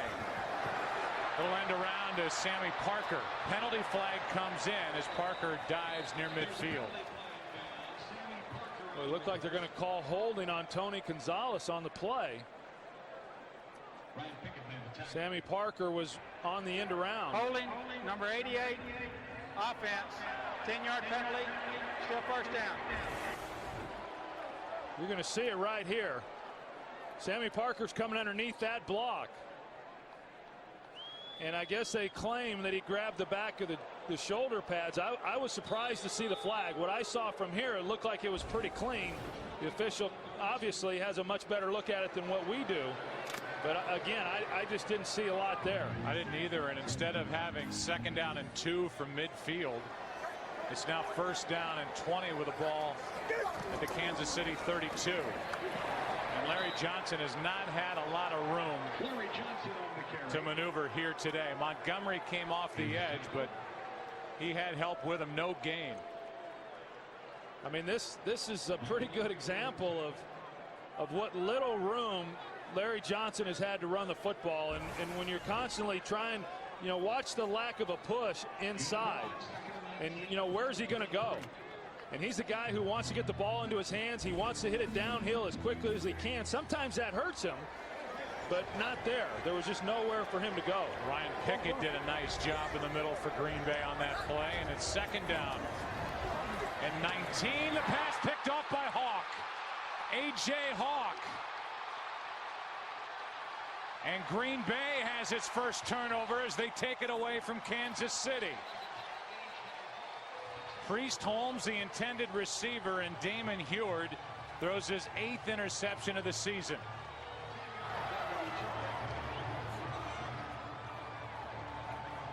Boy, they had great field position. They just were unable to do anything with it. Here it is right here, as you said. He's trying to get the ball there to Priest Holmes. And Priest, who was engaged then with A.J. Hawk. Really pretty good defensive play there by A.J. Hawk. Not a bad place to throw the football for Damon Huard. That's where he should have gone with the ball. Priest Holmes is one-on-one. But Holmes was unable to create any separation because of the good defensive play by A.J. Hawk. Yeah, that's a big one by A.J. Hawk, his first interception of the season. 7th of the year for this Green Bay defense, and the Packers take over at the 30. This is Grant on a screen. Ryan Grant down the sideline. No signal of a touchdown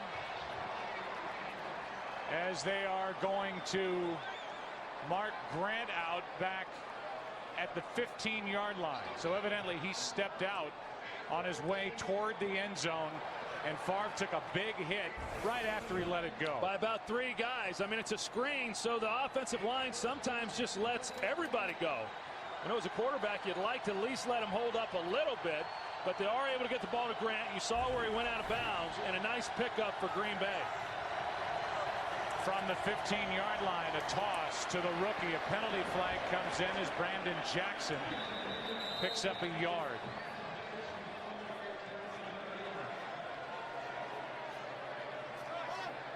They've been inconsistent up front because of injuries.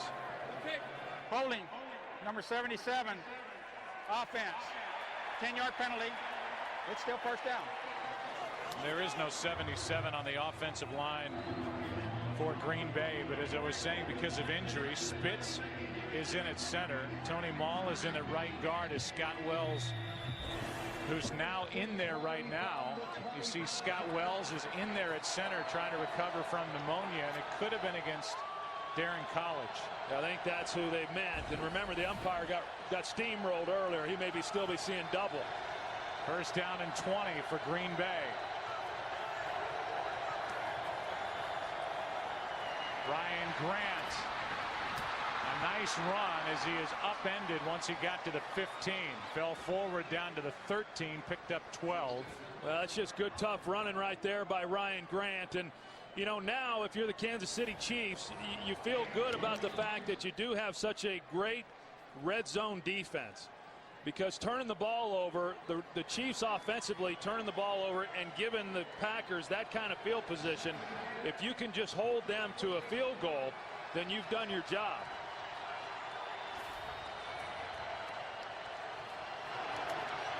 This will be the 21st play inside Kansas City territory for Green Bay.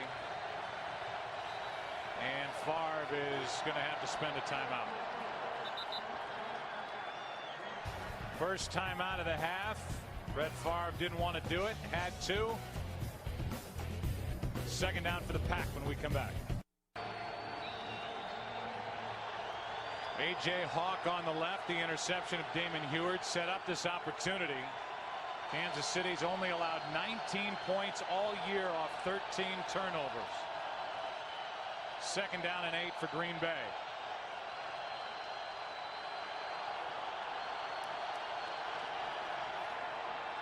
Pump fake from Favre. He comes to the left, throws Lee. Incomplete. Out of bounds.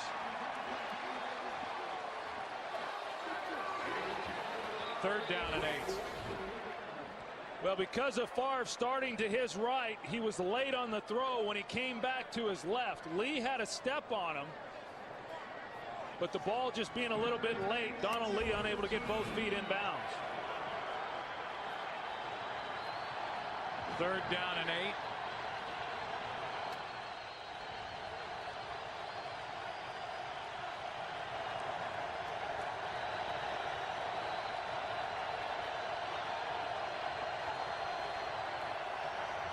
Another pump fake, 2. This is Jennings over the middle. Greg Jennings makes a move. Touchdown Packers.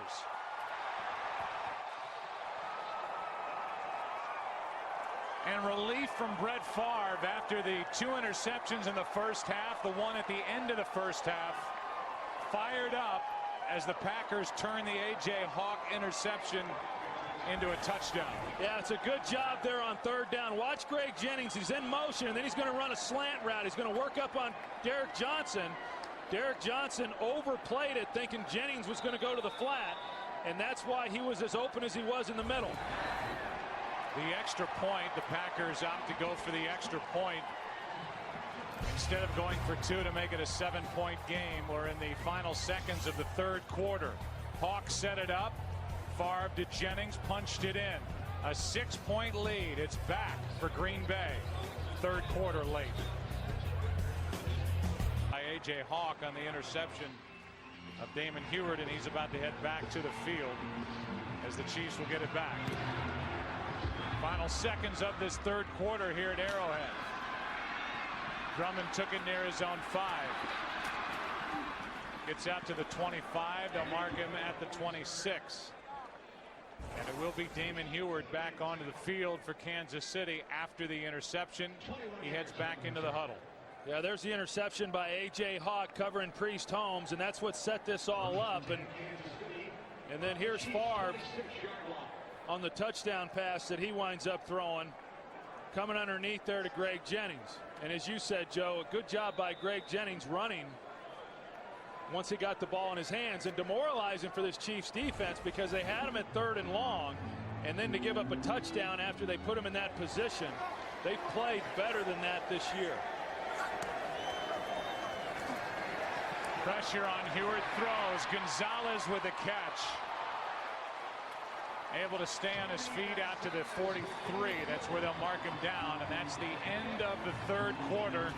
Not a lot of scoring, but a tight, tense game. Greg Jennings with a Packer touchdown for the day. Green Bay up 6 after 3.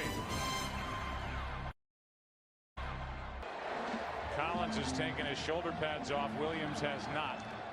Usually when they have ice on their knees, that's not a real good indicator that they'll be back. First down for Kansas City. Johnson trying to get around Aaron Campman, and he cannot. No gain on the play, and now something we talked about coming in. These are two very good defenses. I would say very underrated defenses, and now may the better defense win is the way I look at it. Yeah, that's really what it's become, because Kansas City on the previous possession got great field position and wasn't able to do anything with it. Green Bay then gets the turnover. They score the touchdown, and now once again Kansas City has great field position, and we'll see what they're able to do here. Come up, come up. Larry Johnson carries it into the pile, picks up 3, and this crowd is getting a little tired of watching Larry Johnson run into a bunch of bodies. They want to see this offense opened up. That's right, Joe. And you know, they know that they want to run the football. They know the coaching staff, that's what they're going to build this thing around, is running the football, but yet they've not been able to do a very good job of it. And we're not just talking about in this game. And so when you're not getting any more production out of your running game than you are, then you've got to go and let Damon Huard be the guy and let him make some plays down the field, as Green Bay has done while they were waiting on their run game. Both Priest Holmes and Larry Johnson in there at the start of the play. Penalty flag comes in as the catch is made by Gonzalez. It's first down yardage, and the indication is it's against Green Bay. Illegal contact, number 21, defense. That penalty is declined, first down. And they get Charles Woodson. And here's Aaron Campman. You're going to see 31, Priest Holmes. He's going to help out. Chris Terry, the right tackle, as well as Holmes. Then gives Damon Huard time to pick up this first down. Only their second conversion on third down. Gonzalez does a heck of a job making that play. You saw 24, Jared Bush. He thought he was getting ready to get an interception. Chiefs are finally over 100 yards on offense today, as Huard steps up, throws, and completes. Guess who? Why would Huard look for anybody else? Tony Gonzalez on the catch, good for 9 again. Well, he rarely does, Joe. In fact, in talking with a lot of these players for the Green Bay Packers, I mean, they knew that coming in. Everybody in the league knows that, but knowing you're going to throw the ball to somebody and then actually keeping them from throwing it to that guy are two different things. And Gonzalez is such a big target and has such good hands that he's just a very difficult guy to keep from getting the ball, and that's why year in and year out he's catching 70+ balls. Another big game for Tony. He's got over 80 yards, and that off the hands of Ryan Pickett. And the big guy had visions of rumbling down the field, all 6'2", 322 pounds, who's been a great addition as a free agent from St. Louis. The Rams let him walk away, and the Rams are still looking for somebody to plug up the middle in their defense. Yeah, Big Grease is his nickname, and he's had a little bit of a rebirth here with Green Bay. And you know, can you imagine your sole job is taking double teams as it is for Ryan Pickett? Not an easy job for him. Third down and 1. Can the Chiefs pick it up? Larry Johnson says he can, and he is right. Picked up 2.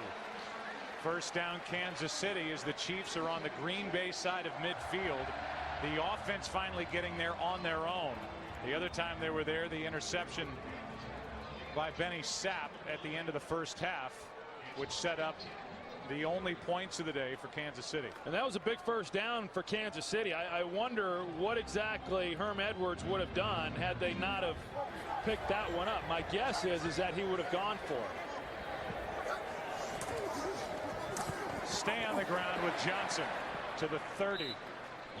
Picked up. Talk about the Dallas Cowboys, not much about the New York Giants. An elaborate screen for Larry Johnson, blocking out in front of him. And Larry Johnson in for the touchdown.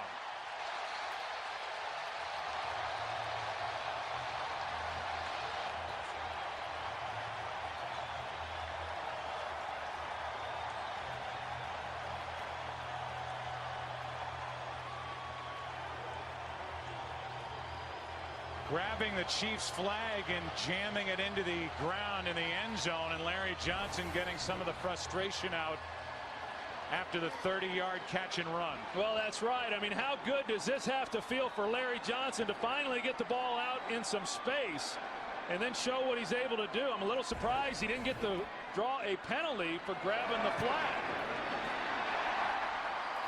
They'll tell you in this league you're not supposed to use a prop in your touchdown celebration. Larry Johnson celebrating. Some of the steam came out at the end of a long, frustrating day. Kansas City back on top by 1. Kansas City back on top. Pretty important no call at the end of the touchdown by Larry Johnson, waving the flag around and jamming it into the ground. Say in the league you're not supposed to use a prop in a touchdown celebration. It doesn't really end up mattering. Instead of having to kick off from the 15. Out of bounds. Ball will be placed at the 40-yard line. Which should have given Green Bay good field position on the run back. It doesn't matter because Dave Rayner kicks it out of bounds anyway. And Green Bay down by a point will start at their own 40. Big penalty on Dave Rayner. Herm Edwards is a tremendous motivator, and like Mike Ditka used to do with the Bears, he understands how this game's played on an emotional level and gets at these players, gets them to play their best, trying to pump up his defense. Packers have it at their own 40, first down by 1 point. Play action from Favre's going to go deep for Driver, and Donald Driver hauls it in. A one-handed catch by Driver. A brilliant grab. How good was that? Awfully good, and the Chiefs had double coverage on him. They got Ty Law as well as Bernard Pollard inside, outside, and Driver just splits the two of them, and Favre throws a perfect ball. And we saw it on Monday night. He did it twice, and I think this throw here was every bit as good as either one of those. How about 44 yards to Donald Driver? Arm strength is fine for Brett Favre, which he proves yet again with that throw as Ryan Grant pushes the pile forward and picks up 3.5. You know, Joe, and you're right, there was a lot made last week about Brett Favre's arm strength. I'm not sure exactly where that came from. I mean, Brett Favre's going to be 55 years old, and he's going to have enough arm strength to play in the National Football League. That's going to be the last thing that ever leaves him. So why anybody would ever question whether or not Brett Favre has enough arm to play in the NFL is unbelievable to me. So you're saying he'll play till he's 55? Well, I mean, he might. 2nd and 6. Grant, Johnson. Derek Johnson, the outstanding strong side linebacker, made the play. A loss of 1. 3rd down, Green Bay. Well, this is a similar situation to where Green Bay was in on their previous possession. Down here inside the 20-yard line, 3rd and long.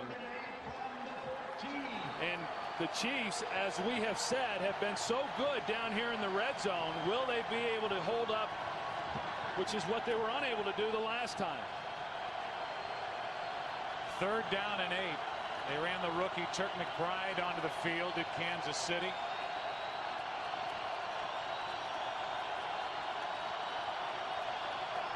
Timeout, Green Bay. Brett Favre has 39 career game-winning comebacks. 4th quarter deficit or tie. That's the qualification, including 3 this season. This could go a long way toward another. 44-yard completion to Driver at the start of this drive.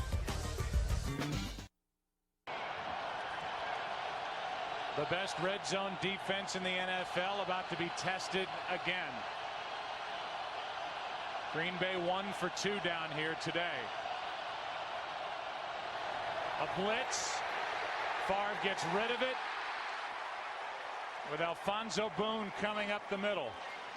Pressure by the big defensive tackle, 6'3", 305, and he can move. I mean, they list him at 305, Joe. I think he's more like 330 pounds. I mean, it's one thing to be able to get through the line unblocked because of the pressure package, but then to be able to put pressure on Favre because of your speed and quickness is an entirely different thing. Alfonso Boone has had himself a great game here today. 32-yard try for the lead from Mason Crosby. 2 for 3 today.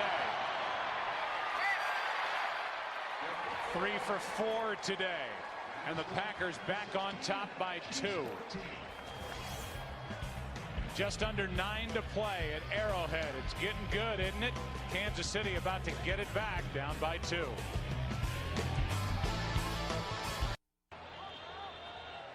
Sure, a lot of Packer fans are at home, Troy, wondering why after the previous touchdown they didn't go for 2 to make it 14-7. Instead, they kicked the extra point. 6-point game. Kansas City back on top. Now Green Bay with the lead. As Drummond takes it from inside the 5. And the tackle made by Morency. Return of 15 yards. Here comes Damon Heward. Here come the offensive leaders. I think it's a fair question. I'm sure, Troy, they're asking why not 2 to make it a 7-point game. Why do you just kick the extra point? Well, I think that, you know, some people will go to that chart early in a game and some coaches won't. Some will wait till the 4th quarter, and I think that's what Herm Edwards was really doing, was just saying, I'm going to wait until later into this game because his defense have been playing pretty good ball. You know, do you want to take the chance on making it a 5-point game if you don't make the 2-point conversion, or making it 6, and then they've got to make at least 2 field goals? You know, that's something that you're always going to be second guessed on depending on what the ultimate score is. It's first down for Kansas City, and Larry Johnson picks up 9.5, maybe 10, depends on the spot. Longest run of the day for Larry Johnson, who has that 30-yard touchdown on a screen. And he just picked up 10 by the nose of the football. First down for Kansas City as they're down by 2.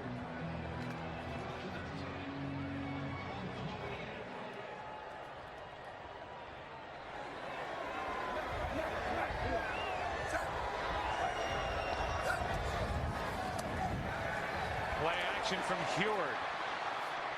Larry Johnson out of the backfield. A.J. Hawk on the tackle. A gain of 9. Yeah, and Larry Johnson immediately reached down and grabbed, it looked like the bottom of his left foot.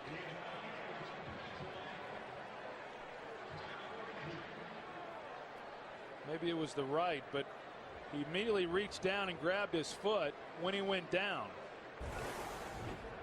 See if we can see exactly what happened. A.J. Hawk there on the tackle. Oh, right there. There was the right ankle, which was caught underneath A.J. Hawk.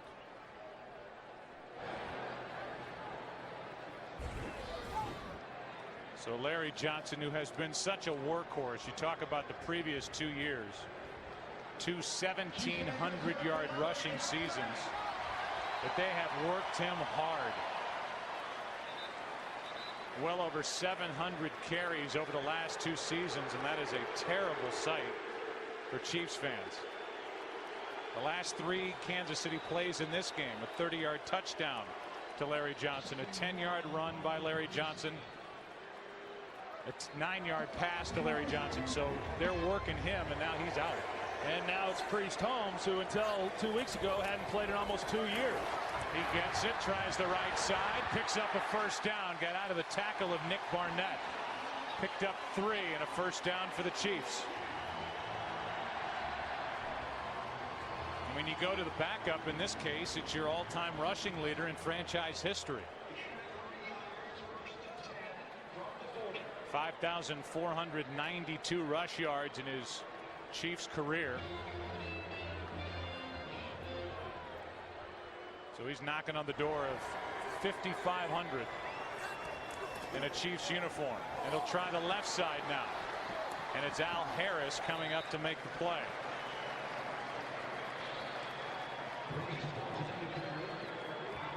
Well, you know, with Priest Holmes, here he was back in San Antonio and then called the organization. In fact, many within the organization thought he was calling to announce that he was going to finally and officially retire. Instead, he said he wanted to come back, he wanted to play, and he went through training camp. He was put on the PUP list and then activated a couple of weeks ago. And like I said, 4 carries last week, and you wonder just what kind of condition he is, football condition, to carry the load here down the stretch. 2nd and 7, and they go to their favorite target, Gonzalez. When Heward has needed something, he's looked toward number 88. That's good for 11 and another first down. Yeah, and that's the route that we've seen from him a lot. He's going to run this out route, and then he's able to get position on Al Harris. And as long as the ball is low and in front, there's no way then that Al Harris can come and make a play. Well, now Gonzalez is making plays on cornerbacks and not safeties or linebackers. Yeah, I think the Chiefs pretty much like, no matter who's on him, they like the matchup. Kabir Bajab-Biamila came across early as Priest Holmes carries for 5.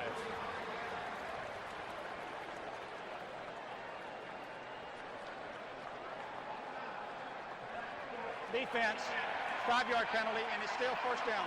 So they'll take the penalty, keep it first down. Remember, the field goal kicker for Kansas City is Dave Rayner. He made the mistake on the last kickoff, kicked it out of bounds. It led to the completion from Favre to Donald Driver for 44 yards and the field goal to regain the lead. This is a guy who was with the Packers all last year. Was surprised that he was not their kicker this year in favor of Mason Crosby. And since week 2, he's been the Chiefs' field goal kicker, and that's what he's done this season. The long of 49. Heward steps up, fires, good coverage, and a penalty flag comes in. Woodson was in front of Sammy Parker, and the indication is it's against Charles Woodson. That's going to be interesting to see exactly where the contact was, because as you said, Joe, Woodson had inside leverage. Number 21, defense, first down. I mean, Charles Woodson looked like he was the intended receiver based on where the ball was thrown. The ball's to the inside, and from that look, it appeared that Sammy Parker is the one who initiated the contact. And Charles Woodson has just as much a right to the football as what the receiver does offensively. Heward with time. Gonzalez waiting for it. Touchdown.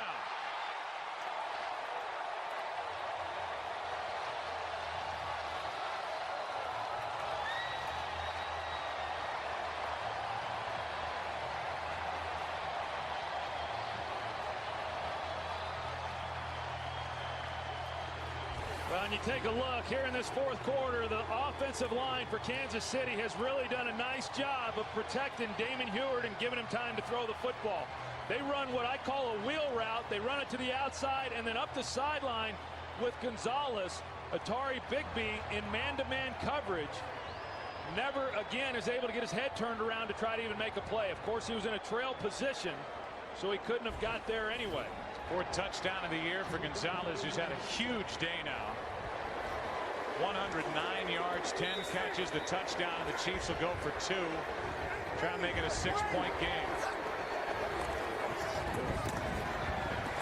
Back of the end zone, and they're going to throw a flag. Dwayne Bowe, the intended receiver, and it was Jared Bush defending for Green Bay.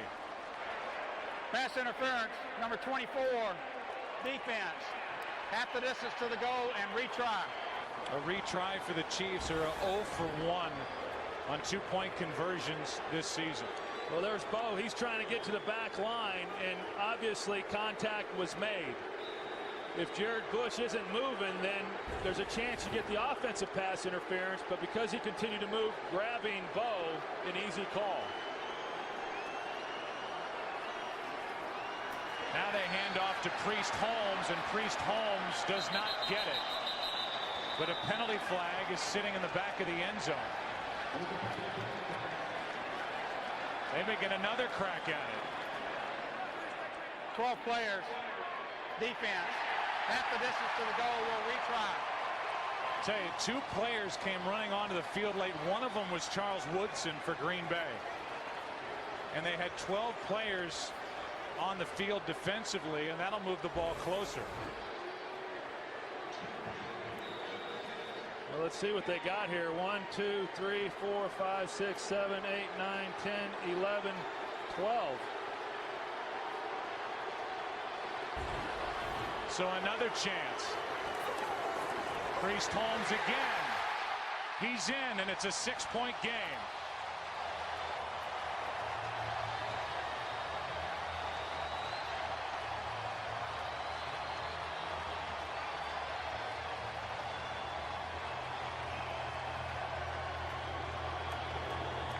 You know, and I wouldn't want to say that the point doesn't matter. I mean, the 2 points obviously matter, but it makes it a 6-point game to where if Green Bay now gets 2 field goals, it's a tie instead of a win.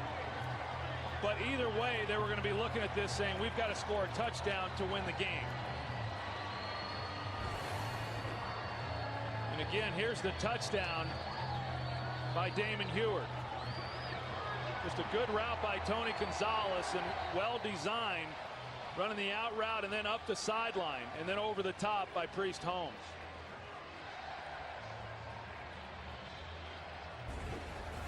How about these numbers? Tony Gonzalez, who got the touchdown, 109 yards today. The rest of the team with 108. And to go back to the Green Bay Packers going for the 1 point instead of the 2-point conversion 2 scores ago, their last touchdown. Now a touchdown and an extra point would put them out in front of Kansas City, as opposed to failing on a 2-point try would only tie. As Corin Robinson takes it from the goal line. Makes one move. First week active for the Packers, and Corin Robinson is swallowed up back at the 18. See it from him just about every week. I mean, things aren't going real well. You're struggling offensively. You're not making very many plays. Your defense is holding you in it. And like what he did in Oakland 2 weeks ago, he delivers a throw that puts them in the head, it puts them in the lead, and gives them a chance to win another football game. Fake handoff out of the shotgun, and the pass is complete to Donald Driver. Boy, is he strong. Driver forces his way forward for 12 yards. Caught it after about 8.5 yards and picks up a first down. Under 5 to play, and there's that stat I gave you earlier. 39 career fourth quarter or overtime comeback wins when tied or trailing. 3 this year. Last week, a winner on the first play from scrimmage in overtime at Denver.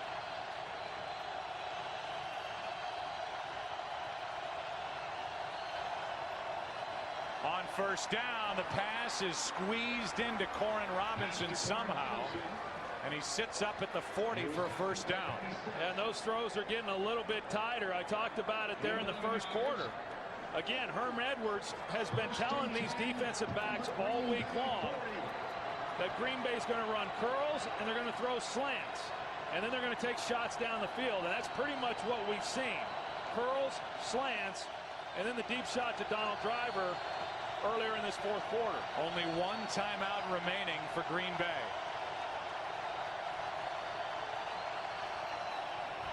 Quick throw to Corin Robinson, and what a good open field tackle by Benny Sapp, who has one huge interception in this game at the end of the first half. You're absolutely right, Joe. That was a great open field tackle by Sapp, because initially it looked like Robinson was going to be able to get away from the tackle, and had he have been able to do that, he was going to pick up a lot of yards. This Chiefs defense is the only defense, the Chiefs as a team, the only team to not allow more than 20 points all season.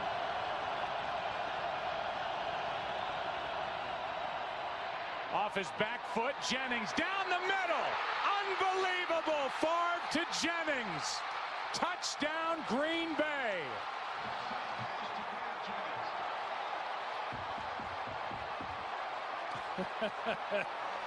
Well, curls, slants, and deep throws down the field. Right down the middle of the field, and Brett Favre continues to dazzle at the age of 38. I tell you, this wide receiving core, what looked to be one of the maybe weak spots for this offense coming into the season, has really matured here over the last couple of weeks.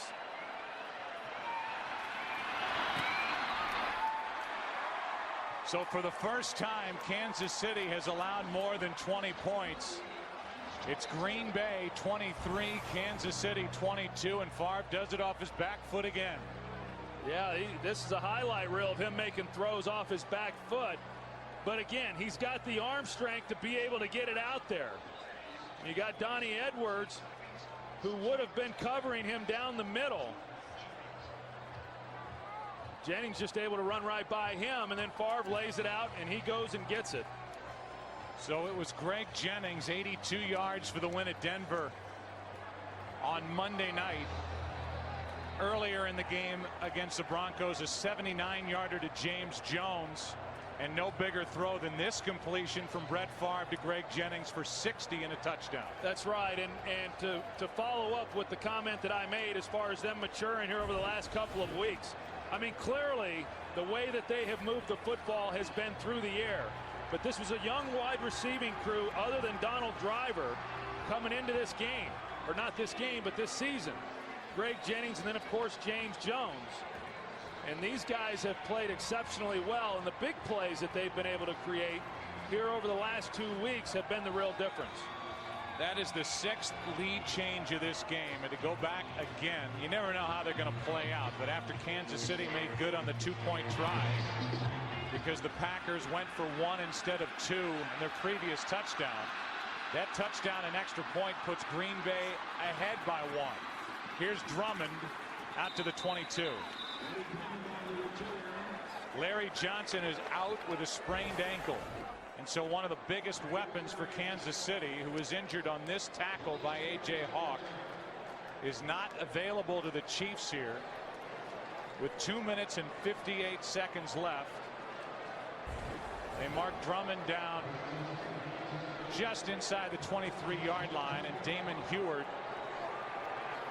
who got his team down the field and scored the touchdown on the throw to Tony Gonzalez, will have to do it again. Yeah, and I think that for Kansas City, for the most part, the way that they've been able to move the football here in this second half and fourth quarter is through the air. And what they don't lose is with Priest Holmes at tailback, they've got a pretty accomplished guy being able to do some things within the passing game. Pressure on Heward, hit as he let it go for Webb. And the catch is made by Webb on Al Harris at the Green Bay 40. Well, this is the guy that Herm Edwards really liked coming into this game. He's got good speed. Oh. And he got his left foot down, but it didn't look like he got his right. There's over 2 minutes remaining, so Green Bay, if they are going to challenge, they have to throw the flag. And there it is. And here comes the flag. They have a timeout remaining, so they can challenge the play. And it certainly looked like at that first glance that the left foot of Jeff Webb came down on the boundary. Did he have it there? The right foot, Green rather. Bay is challenging the ruling on the field of a completed pass. The left foot is down, the right foot crosses over and may have been on the boundary. Boy, it sure looked that way, and a nice job by the Green Bay Packers up in their booth getting word down to the sidelines, because the other part of it was the Chiefs were in no hurry to get to the line and snap the ball. They went to the huddle. He's got possession there, but it's the right foot that by all accounts looks to be on the line. Yeah, I think every look we've had at that play, it looks like the right foot of Jeff Webb comes down on the line. And we'll see if Walt Anderson under the hood sees it that way. He's got 60 seconds to make that call, and the challenge well worth it on the part of Mike McCarthy.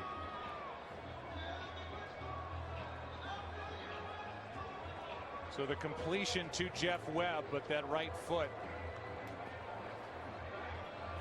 A 36-yard completion from Damon Heward, who's really made some good throws in this second half, could be wiped away with the challenge by the Packers.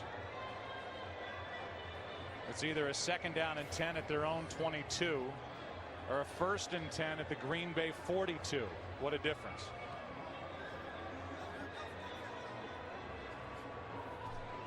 You're right. Damon Heward has really come on here in the second half. I mean, after reviewing the play, the receiver's second foot was out of bounds. The pass is incomplete. Green Bay is not charged with a timeout. It'll be 2nd and 10 on the 22-yard line. You can hear the reaction from this crowd. So many Green Bay Packer fans sprinkled in here at Arrowhead, and they love the call. It's now 2nd and 10 for Kansas City with the ball at their own 22. Well, and I know Jeff Webb, he's a young player, he's a second-year player, and as I was saying earlier, Herm Edwards really likes this young wide receiver. He's going to have a productive career for this Kansas City Chiefs team, and as he continues to get more playing time, that's a ball that he probably catches and keeps his feet in bounds, just not really knowing for sure where that boundary was. Kept him from getting the right foot in. Pressure from behind as Kabir Bajab-Biamila comes up with a sack. A loss of 7, and for KGB, he's got 5.5 on the year. Yeah, we haven't talked much about KGB in this ball game. Here he is, coming off the edge, working against McIntosh, and he's just got too much speed. You know, he's back playing the role that he played early in his career, and that is just a pass rushing specialist. And since he's gone back to that this year, he's become a much more productive player. 3rd down and 17. Pass from Heward is too high for Parker. Parker slipped a bit. Jared Bush was out there in coverage. And with all 3 of their timeouts remaining, Kansas City will punt the football with 2 minutes and 14 seconds left. Rely on their defense. And for Green Bay, a couple of first downs from Brett Favre and company, and they could move to 7-1 to start this season. Well, that was a good stop there by Green Bay. Yes, they gave up the big pass play. Fortunately for them, you know, Webb was out of bounds, but then 2 nice plays following that to force a punt. Colquitt hits it, and Woodson makes the catch. Charles Woodson on the return.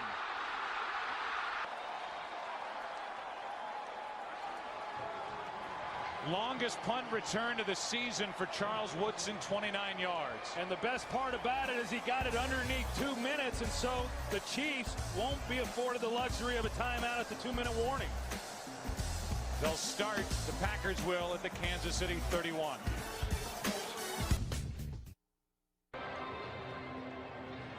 Charles Woodson has had a couple of defensive calls against him here in this second half. But he makes up for it with a 29-yard punt return, which carried the game inside 2 minutes, as Troy pointed out.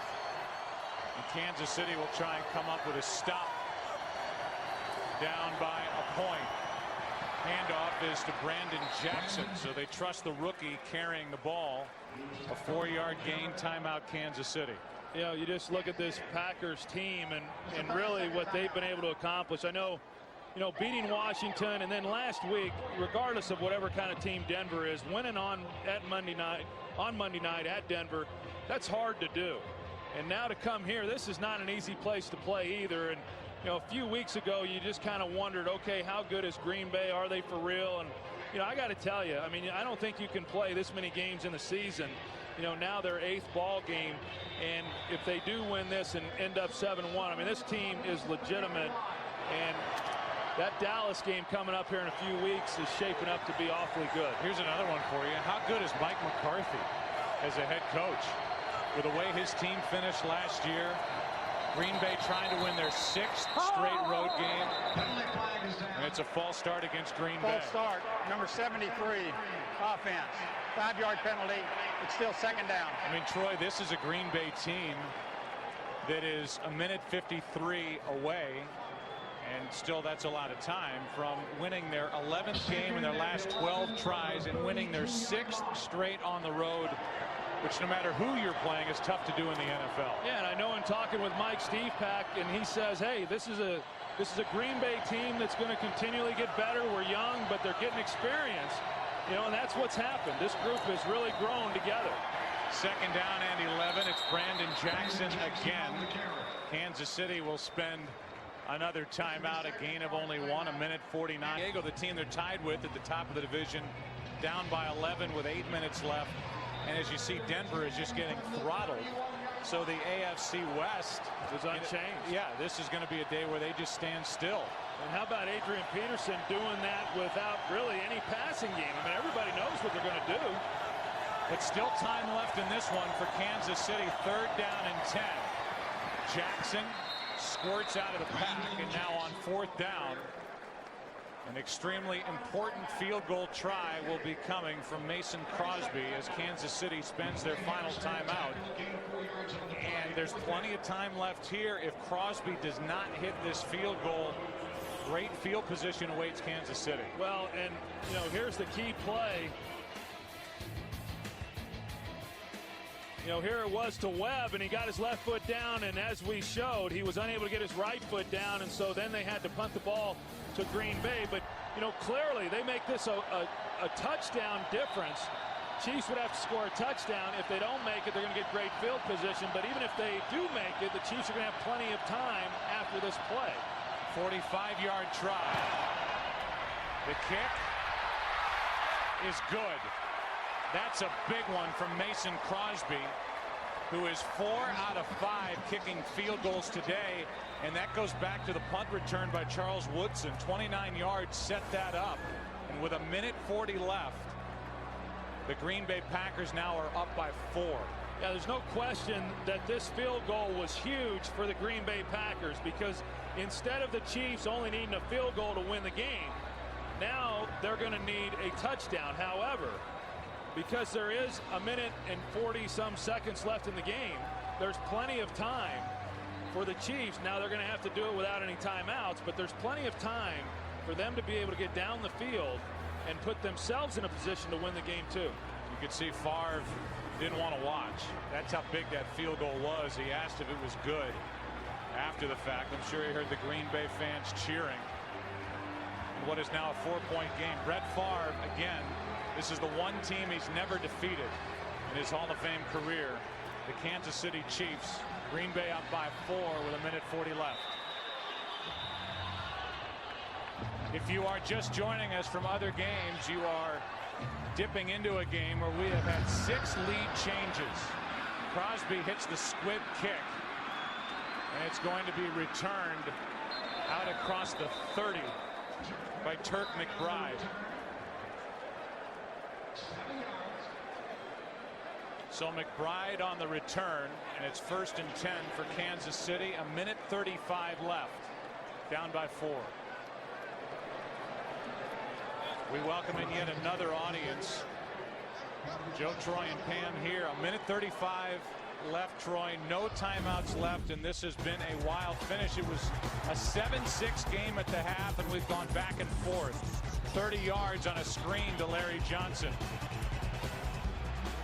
One of the deep throws by Brett Favre set up a field goal. Then Damon Heward answered to Tony Gonzalez. But on the first play from scrimmage at the 40, the drive starting at the 40, 60 yards to Greg Jennings for the touchdown. A 45-yarder by Mason Crosby. It's a 4-point game, and this tackle by Nick Barnett brings down Priest Holmes after a gain of 8. Well, and I don't like the squib kick that was used, because immediately you gave Kansas City pretty good field position that they probably don't get if you just kick it off normally deep. Heward fires, and the pass broken up. Looking for a flag, not getting it. A.J. Hawk was in front of Tony Gonzalez. Wow. I tell you, that looked like pass interference to me. You're going to see Tony Gonzalez, and then he is passed up there to A.J. Hawk. Well, as A.J. got his head turned, I didn't realize that A.J. got his head turned when it was happening live, but he was able to get his head turned and then make a play. Actually, a good no call there by the official.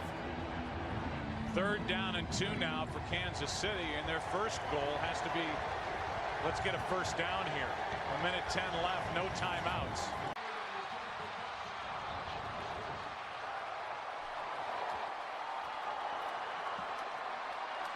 Second turnover, second interception thrown by Damon Heward.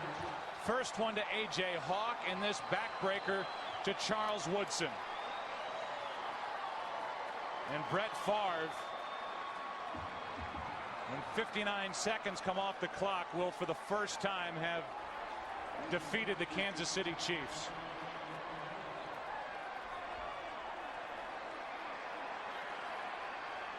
We welcome in yet another audience in what has been a great game here at Arrowhead. The extra point is hit by Mason Crosby, who's had a big day. And here is the latest, Charles Woodson working on Sammy Parker. Yeah, and it was just, I don't know if Damon Heward expected Parker to come back out of it towards the sideline or if it was just a poor throw altogether. But Charles Woodson was right there, and I can tell you as a quarterback, I had a few of these in my career. When you're trying to get a touchdown to win a game and you know it's your last drive, and to have an interception end it all. And as you said, Joe, as soon as it was picked off, you knew that the game was over and you just lost. Not only did we know it and Woodson, but Brett Favre did as well. And for the audience just joining us, this is the one team Favre has never defeated in his Hall of Fame career. He will now join Tom Brady, Peyton Manning as the two quarterbacks who have defeated the other 31 teams in the league. They're the only three to do it once this game is official. And for Brett Favre, Troy, you live with the mistakes. You live with him forcing it at the end of the first half. The interception, which turned the game around at the moment, made it 7-6 after the touchdown by Kansas City. Because you revel and bask in the greatness that he brings, and he has done it yet again today.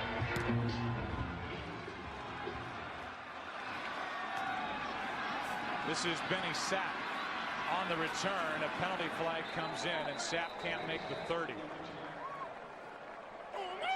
Illegal block in the back, number 22, receiving team. 10-yard penalty. Up after our game. And following the AT&T postgame, U.S. Amateur Boxing right here on Fox. Who would have dreamt of a 7-1 start for the Green Bay Packers on top in the NFC North? No question. I mean, coming into this year, I don't know of anybody that really thought that Green Bay would be anywhere close to where they are right now.